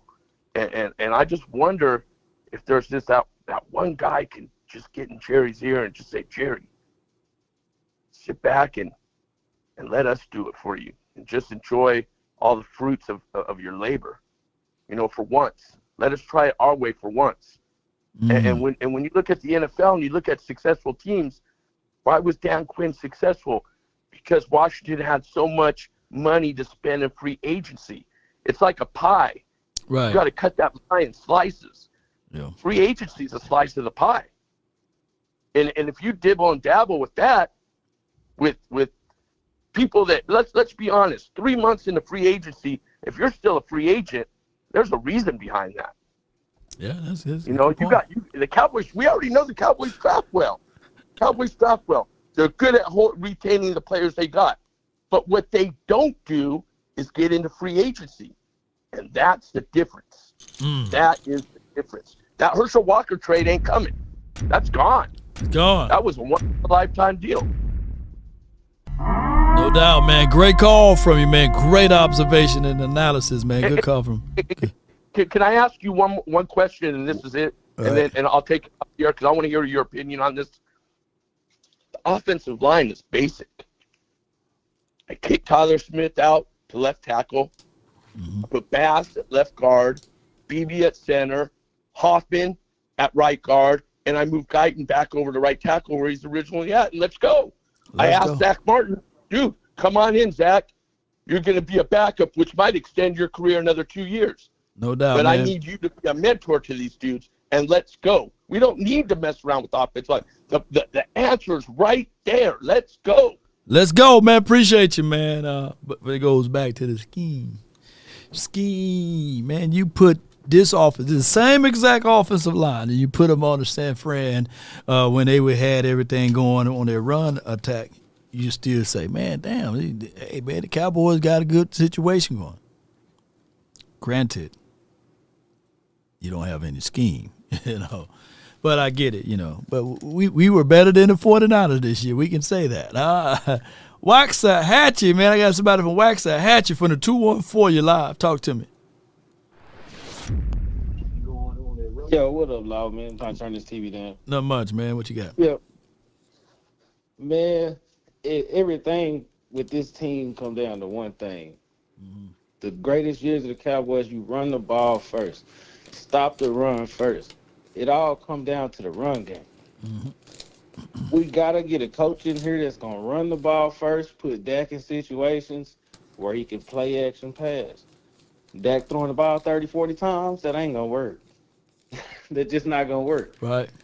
What head coach you bring in, you're going to have to bring in. If Jerry is just bring in a coach that'll let him run it his way, which that ain't going to happen. The Aaron Glenn thing, sorry to tell y'all, look at yourself. It ain't going to happen. Aaron Glenn be a nice little compliment over here. Yeah. It ain't going to happen. Just be honest about it. But you're going to have to get a coach in here, man, that's going to run the ball and stop the run. We need fat boys in the middle, man. We need fat boys in the middle of this defensive line that's going to stop something. Because old boy from Michigan, don't draft nobody else from Michigan, please. Jerry, we done with that, bro. Mozzie not the answer. Taco Charlton, he wasn't the answer. Leave Michigan boys alone because you ain't getting it done right. You know what I mean? Yeah. But whoever called in early talking about DeMarco Murray, let's don't do that again, bro. Don't ever say he's the best running back. Better than Zeke? Nah, not at all. But have a good one, man. Man, appreciate you, man. Thank you for calling in, fam, from the 214. Waxahachie in the building. I got we're gonna. Do we need to rebuttal? No, I don't need no rebuttal. I think y'all gonna do it in the comments. But I got Big Amish, man, from the 202. Appreciate you, man, jumping in. Go ahead. How about them Cowboys? How about them? Yeah. I need a big favor from you, Law. What you got? I'm not in Dallas. I want you to slap on a big white apron on the short order cook, Mike McCarthy, and tell him I want a medium well hamburger, mayo, mustard, and a big fat slice of onion on it, and kick his ass on the way out. Yeah, all right. That's what. Yeah. All right. So now, but put this in perspective. Has there been, in the past 5 years, has Mike McCarthy put fear or has overcome a team of equal talent by scheme or out coaching them? I don't know. I have to go back into my mind to pull up those games, you know. Well, nothing comes to mind either, so I'll leave it at that. I'm not saying he's a bad coach, but I'll just leave it at that. All right. The other thing is redemption. Now, here's an Amish curveball for you. I believe in redemption. I'm going to pull in from the divine right now. There's been 2 head coaches that capture the spirit of the Cowboys. One was Tom Landry, right? And we know he was shown the door, And that hurt. I remember that hurt a lot. Yeah. And I was young, but that hurt. But then, you know what? Things were made amends because we went on that tear. Jimmy Johnson came up. He's the second coach. Now, he's still alive. Now, bear with me here. I know I'm asking for a miracle, and I know he's old. But, man, I got to tell you, from last year's Green Bay game at halftime, when he got up and he started giving that speech, you know, something triggered in my mind. He's not a long-lasting solution, but what if Jerry Jones, of 30 years of heartache, what if the redemption, he calls up the big man upstairs, says, I don't have much time, but I can make amends to every Cowboy fan and everyone, even in the NFL. If he brings back Jimmy Johnson for a short term, I don't care if it's a year, or have him co-coach with Prime, what that would galvanize Law Nation, that would galvanize the Cowboy Nation all over the world. No doubt, man. I would love to see that. Appreciate you. Thank you so much, man. Let me hear you say it, bro. Yeah. How about them Cowboys? Yeah. Yeah, that's Big Amish, man. The golden voice. All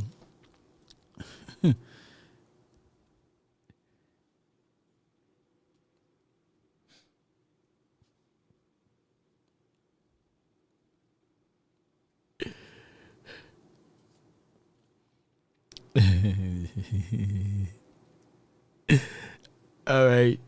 Y'all know I'm about to, you know. Hey, man, I'm trying not to say it, man. I'm trying my best not to say it, but can I say it, y'all? Can I say it? Can I say it, y'all? Oh, my gosh. Can I say it? Come on, just put it. Yeah, you can say it. Yeah, you can say it.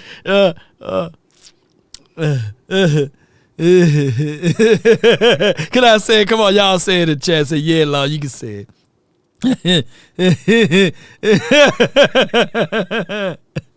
Come on, y'all. I didn't get enough votes yet, man. Yeah. Say it, JV. I say cuckoo.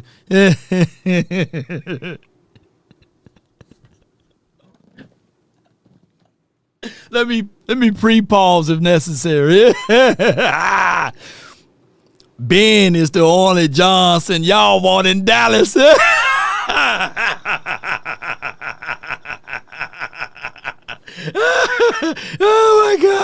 Oh my God, I ain't gonna repeat it. I can't repeat. Yeah, it's the only Johnson y'all want in Dallas. I got for the 469. You're live on the Nation, brought to you by FrenkelFirm.com. Talk to me, man. I got a good idea, my brother. Come on. That's Kim. So I got a good idea, man. What if we drop down, and got 2 picks in the second round? You know, like we did last year. Oh. We dropped down and we got 2 picks in the second round because we don't get a 4th pick. So imagine we trade down and we could still get a running back, for example. But if we don't get him, we got other running backs to get. But if we trade down and we get, you know what I'm saying, like other picks, 2 picks in the second round, and maybe we might be blessed with a 4th pick. So, you know, I think it'll be a good idea if we do that. Cause I got a good feeling in my heart. Jerry Jones might do that. That's what he did last year. So think about it. We call around and see who want that 12 pick. Somebody gonna want that 12 pick. It's gonna be desperate for that 12 pick. So, you know, we need to optimize that 12 pick, and so we could get what we, you know, take advantage of that, and maybe we get more picks in this draft. So, to me, I think that's something I would do. So, that'd be an amazing thing for us, and more picks is better. So we can make better picks, and we can see what we need on the defense side. Yeah. Yes, sir. So that's all I got to say. Yeah. Yeah, Pastor, man, I That's all I gotta appreciate say, you, brother. man. Hey, more the merrier, man. We trade back, get an extra second pick in the second round, I meant to say. So, yeah, man, hey, we traded back and got Parsons, so I'm not going to dog you on your thoughts, though. Appreciate you for calling in, Tim. Appreciate you, Pastor Tim. No problem. How about them Cowboys? How about them? Oh, man? Yeah, all that. We got them Cowboys everywhere.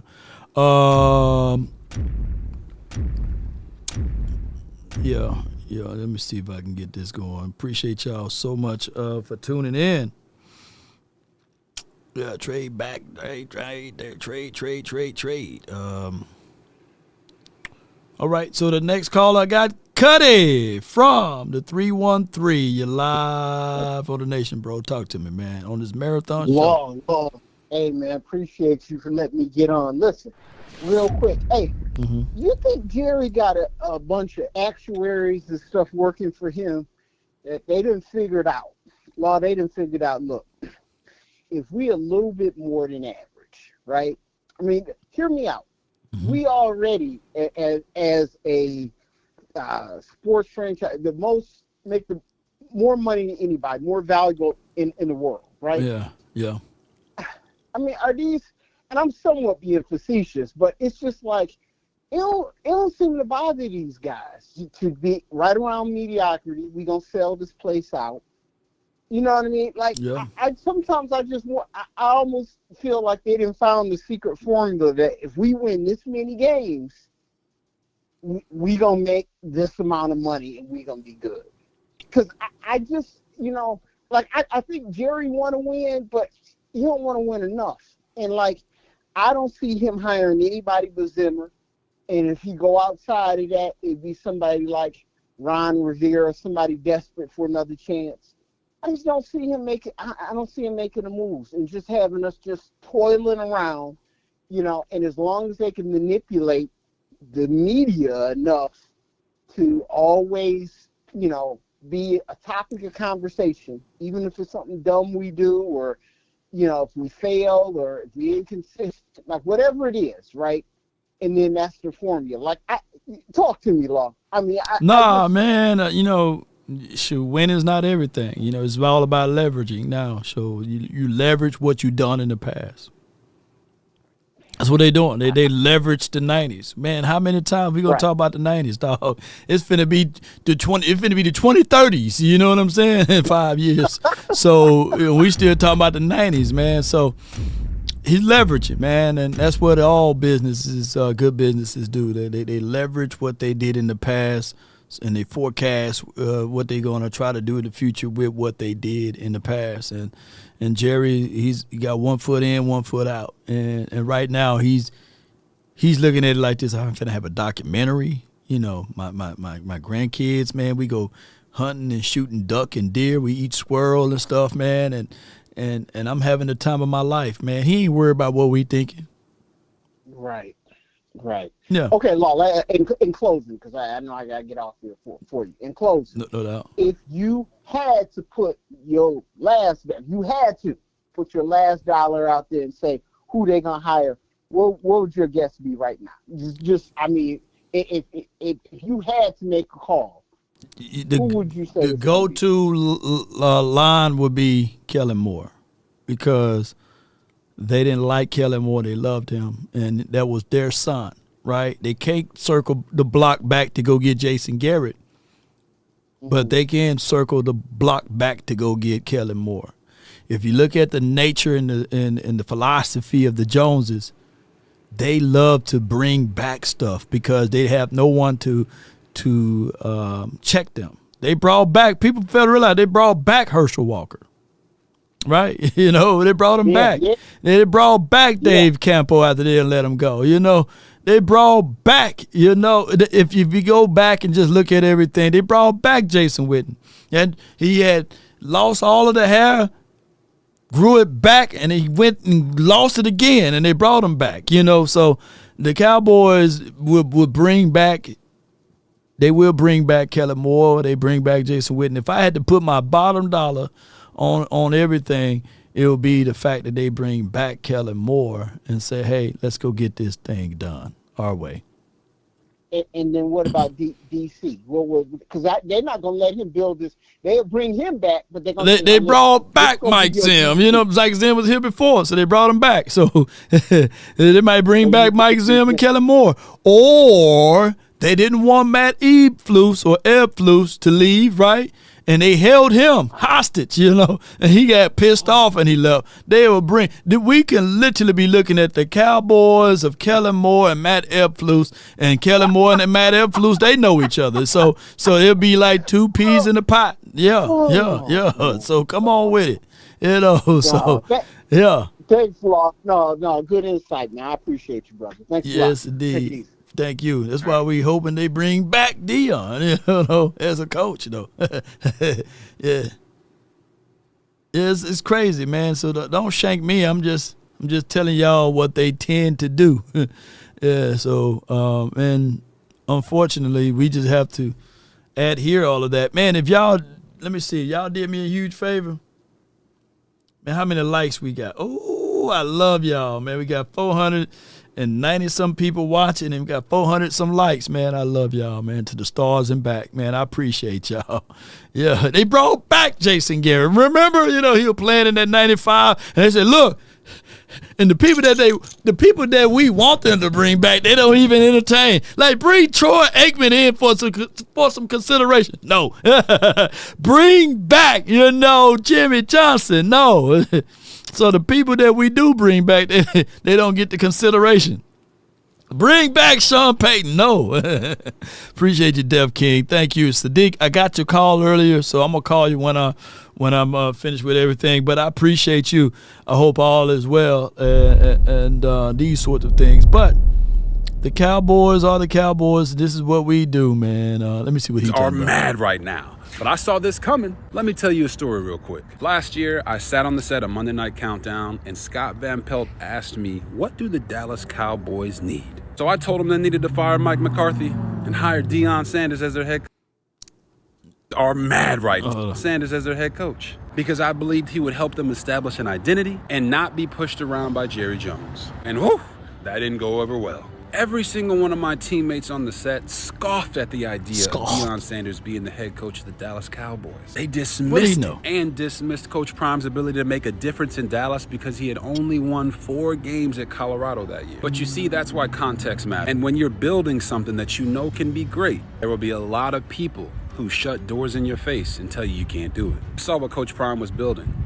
I knew that Colorado had only won 1 game the previous year, so winning 4 games that year was a success. But not everybody was convinced at that time. But when you know, you know. Deion Sanders has helped Colorado establish an identity, a winning culture, and invigorated their fan base like never before. All the things I said he was doing, and I believed he could do for the Dallas Cowboys. On the other hand, the Dallas Cowboys still don't have an identity, and their fans are more discouraged than ever. I was told that the Dallas Cowboys didn't need more of a circus and that Deion Sanders would bring that. But it turns out I was right. The Dallas Cowboys are a circus, but Deion Sanders and his operation are not. Not everyone likes it. Yeah, he's a content creator now, so I don't know if you take that as a grain of salt, but that's RG3. He's a content creator now. You know what I'm saying? That's why he wearing a Bulls hoodie that's pink and green. Like I've never seen the Bulls associated with pink and green unless he washed the hoodie, if it was all white and he washed it with some reds or something and it caused that hoodie to be pink. But if y'all agree with my guy RG3, let me know in the chat, you know, because here's the thing.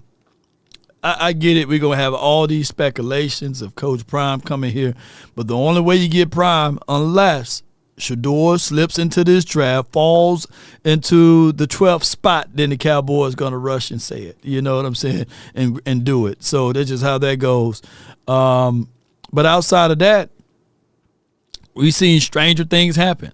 Aaron Rodgers, he was one of the guys that everybody said that he was going to be a top 5 or a top 10 draft picks, you know. Oh, he's on the Netflix Power? That's what it is. Yeah. Oh, RG3, Joseph Warren, he want me to finish planning. He said he's right. Yeah, Lamar Jackson, he fell to the last. We drafted LVE over Lamar Jackson, so come on with it. Yeah, anything can happen. It's his style, but his players do, and they respect it, so it's effective. This is an I told you so moment, but more importantly, it's a moment that says what the media is supposed to be and not what it's not. When a player plays bad, you tell him why. You don't just say he sucks. When a coach makes the wrong call, you tell them why. You don't just say that he shouldn't be the coach anymore. And when a team needs a change and needs a new head coach, change, you can believe it. With the solution. You see, I believe the media's responsibility is to give the fans an inside look at what's going on and to provide them with solutions. Job of the media isn't just to tear down. Job of the media is to educate the public. It's so easy to tear down somebody else's opinion. It's very hard to provide your own. When you do the research and you study, it's very easy to stand 10 toes down. When you know, you know. Just in case you thought I was joking, here's the clip. Scott, you just said you've been at ESPN for 20-some-odd years, and it's been the same storyline. So why wouldn't the Cowboys go in a different direction and try to shake it up by hiring a guy like Coach Prime, Deion Sanders? When you talk about identity and all right, so although he said it, it haven't happened yet. So that opinion is still wild. You know what I'm saying? But I get it. I'm not going to get flagged for playing that one, though. But I'll say this, though. When you good, you get offers. I got breaking news on my way. I was kind of semi-shutting it down, but we might well keep it up just for a little bit. You know what I'm saying? Pause if necessary. Hold on, with my breaking news button that, you know. Here we go.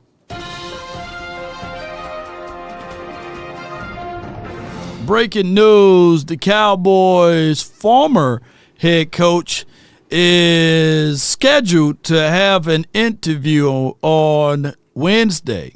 A person with knowledge of the Bears thinking that told the Dallas Morning News that Mike McCarthy exclusive window to interview ends midnight Tuesday.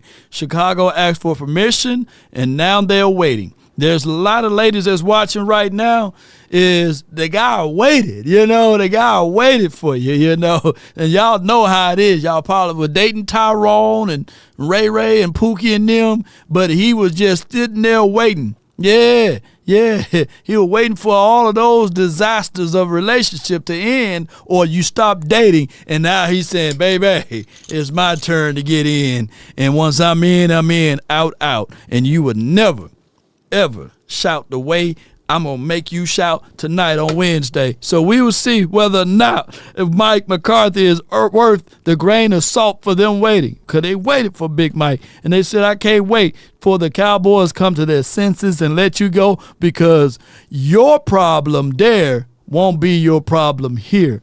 We got a young quarterback that we believe in, and on top of that, we got a young team that we want to grow around, and we would love to keep that 12-5. So we will see whether or not the Chicago Bears would be the new stomping ground of Mike McCarthy. Come on with it. Sheila Neal, you waited for your man, didn't you, Sheila? Yeah. She's on the rings. She got the rings. One love, Law. Thanks for the stream. Appreciate y'all. Thank everybody, man, for tuning in. If you like what you heard today, be sure to hit that like button, share this content. And, hey, ain't nothing wrong with waiting. You know, sometimes you got to, good things happen for those who wait, or however that saying goes. So maybe that's a good thing. But the Cowboys, by us waiting around, shoot, we a whole week and a half late. Yeah, we a whole week and a half late, ladies and gentlemen. Shoot, Mike Vrabel, he gone. Bill Belichick said, man, if I'd have known, I would have waited. Now I got to figure out how to get from up under this damn contract so I can come try to coach for the boys, right? And then he realized, Jerry, you only paying that chicken feed? Come on, man. I got 7 collective rings or 8 rings, so however many rings Bill Belichick got collectively. Yeah. Shout out to you, Sally. I don't know everything. I just know a few things, you know. We still waiting long. Some people, oh, Lord, y'all ladies need to stop waiting if that's the case. You're not a spring chicken all the time. You don't want to get long in the tooth. And fellas, don't y'all wait too late. Make Law the assistant GM. Boy, I be using ChatGPT to get my schedule together. Shout out to ChatGPT. Cowboy Nation, on your way out, share this content, let people know where to go when it's time to tune in to Cowboys Sports Talk and beyond. I appreciate y'all. Boy, we going to have a whole coaching tree list waiting for y'all. Hopefully the Cowboys make the right and proper decision. Ain't this right, Sheila? Ain't this right, Unlucky? Appreciate you. Is that Headhunter? Ain't that right, Headhunter? Ghostface Gaming. Yeah. Come on with it. Mike, thank you. All of the mics. And Def King, whatever that is in that photo, appreciate you. I can't zoom in on that, but it looks weird. But shout out to you, Def King. You used to put the twerking girl up there, but now you got that. I don't know what that is. But Lasay says run it up. We definitely will do that. Appreciate everybody, man, for tuning in. If we offended anyone outside of the Eagles, charge it to my head, not my heart. But if you want a thing bad enough to go out there and fight for it, to work day and night, to give up your time, your peace, and your sleep, if all of your desires of it makes you quite mad that you don't get tired, and it makes you hold everything tawdry and cheap, if life itself seems empty and useless without it, and all that you scheme, Joy, is about it, if you will gladly go out there and sweat for it, fret for it, or plan for it, or lose all terror of your mind, if you would simply, just simply go after the thing you want with all of your capacity, strength, and sagacity, with faith, hope, and confidence, and stern pertinacity. If neither cold or the poverty, or the famish or fame, or the sickness of your body or brain can turn you away from the thing you want, if dogged and grim and besiege and beset,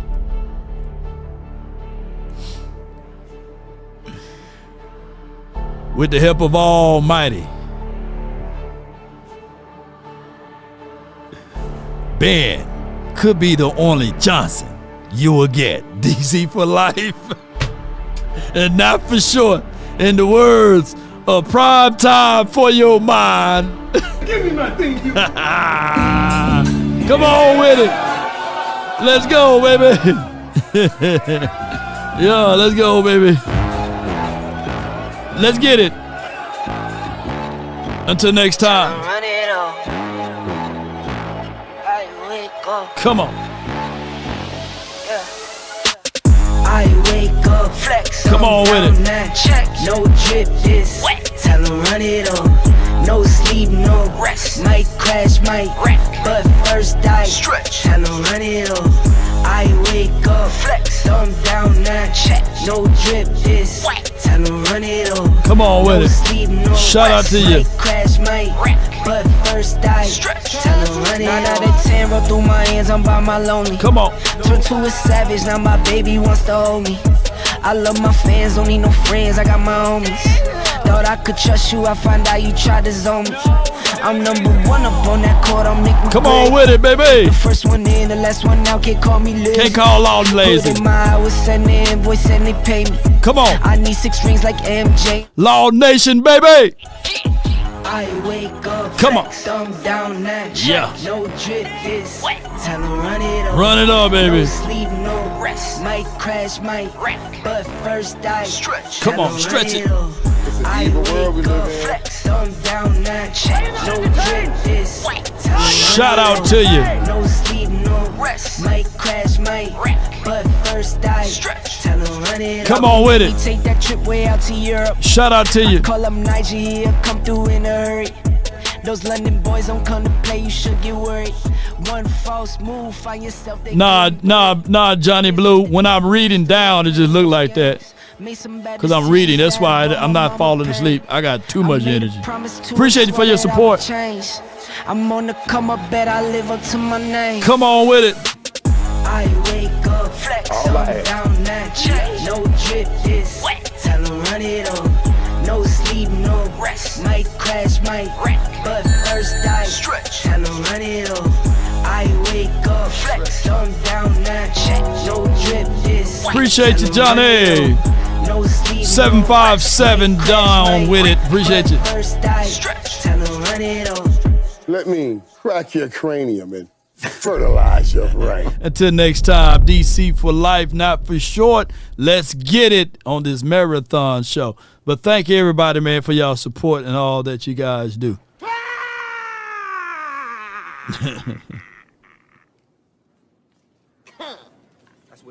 Y'all be sure to pay up now.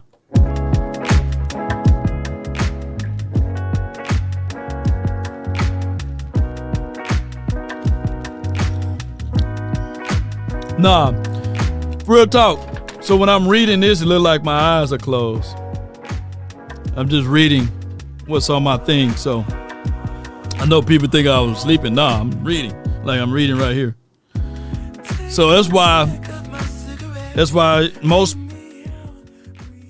of us, when we reading things, because it's kind of like weird. Most of it has shades on inside. You can read and you won't be looking at the eyeballs. You know, that's how it goes. But then it's 6:12. I haven't been asleep at 6 o'clock in the day in almost 20 years. I don't sleep around this time. It's way too early. It's 6 o'clock my time. But let's go, baby. I be on layer 2. She swallowed. Wherever you go, whatever you do, layer 2.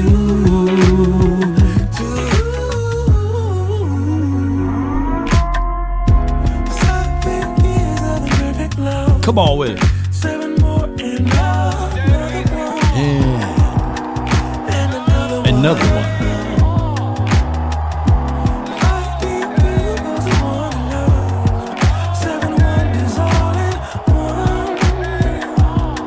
All in one. What we tell them? The street lights.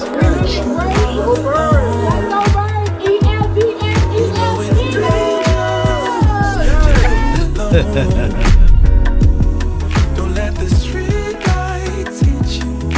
Can I be on? Hey, shout out to AI for painting that picture though, yeah. Oh my gosh. The original picture look a little bit better though, for real. It got rid of Deion Sanders' grays, but shout out to the painted AI. So far, if a paper crane can fly, then forever doesn't feel that far. So many people ask me, what's the name of the song? The song name is Run It Up. If a paper crane can fly, fly on, fly on, fly on. Let me see if I can go to it. Fly on.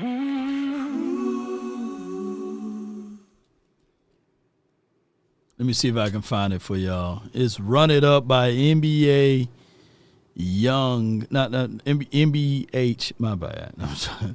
Run It Up, that's the name of the song that everybody like, but it's an older song from him, you know what I'm saying? Yeah. Tell him run it up. NBA HD Nick, yeah. I wake up, flex, I'm down now. Check, no drip, this wet. Tell him run it up. No sleep, no rest. Might crash, might wreck, but first I stretch. Tell him run it up. I wake up, flex, you made a great video, now. Check, no but drip, what if no one watches run it up. No sleep, no rest. There it is right here. NBA HD. Tell him run it up. There you go. I wake up. Come on with it. I wake up, flex, I'm down now. Check, no drip, this wet. Tell him run it up. No sleep, no rest. Might crash, might wreck, but first I stretch. Tell him run it up. There you go, right here. Up, flex, come on with it. Check, no drip, this wet. Tell him run it up. No sleep, no Come on with it. Might crash, might wreck, but first I tell him run it. 9 out of 10 roll through my hands, I'm by my lonely. Come on. Turn to a savage, now my baby wants to hold me. I love my fans, don't need no friends, I got my homies. Thought I could trust you, I find out you tried to zone me. I'm number 1 up on that court, I'm Nick McGrady. The first one in, the last one out, can't call me lazy. Put in my hours, send the invoice and they pay me. I need 6 rings like MJ and Tom Brady. I wake up, flex, thumb down now, check, no drip this, tell him run it up, no sleep, no rest, might crash, might wreck, but that's the link to the song, baby. I wake up, flex, thumb down now, check, no come on with it, baby. Tell him run it up, no sleep, no rest, there's the name go right there. But first I the song came out 5 years ago. And he got 1.6 million views. Boys don't come to play, you should get worried. One false move, find yourself there getting buried. Dance with the devil, used to love playing those games. Made some bad decisions that brought my mama pain. I made a promise to her, swore that I would change. I'm on the come up, bet I live up to my name. Come on with it. I wake up, flex, thumb down now, check, no drip this, tell him run it up. No sleep, no rest, might crash, might wreck, but first I tell him run it up. I wake up, flex, thumb down now, check, no drip this, tell him run it up. No sleep, no rest, might crash, might wreck, but first I tell him run it up. Until next time.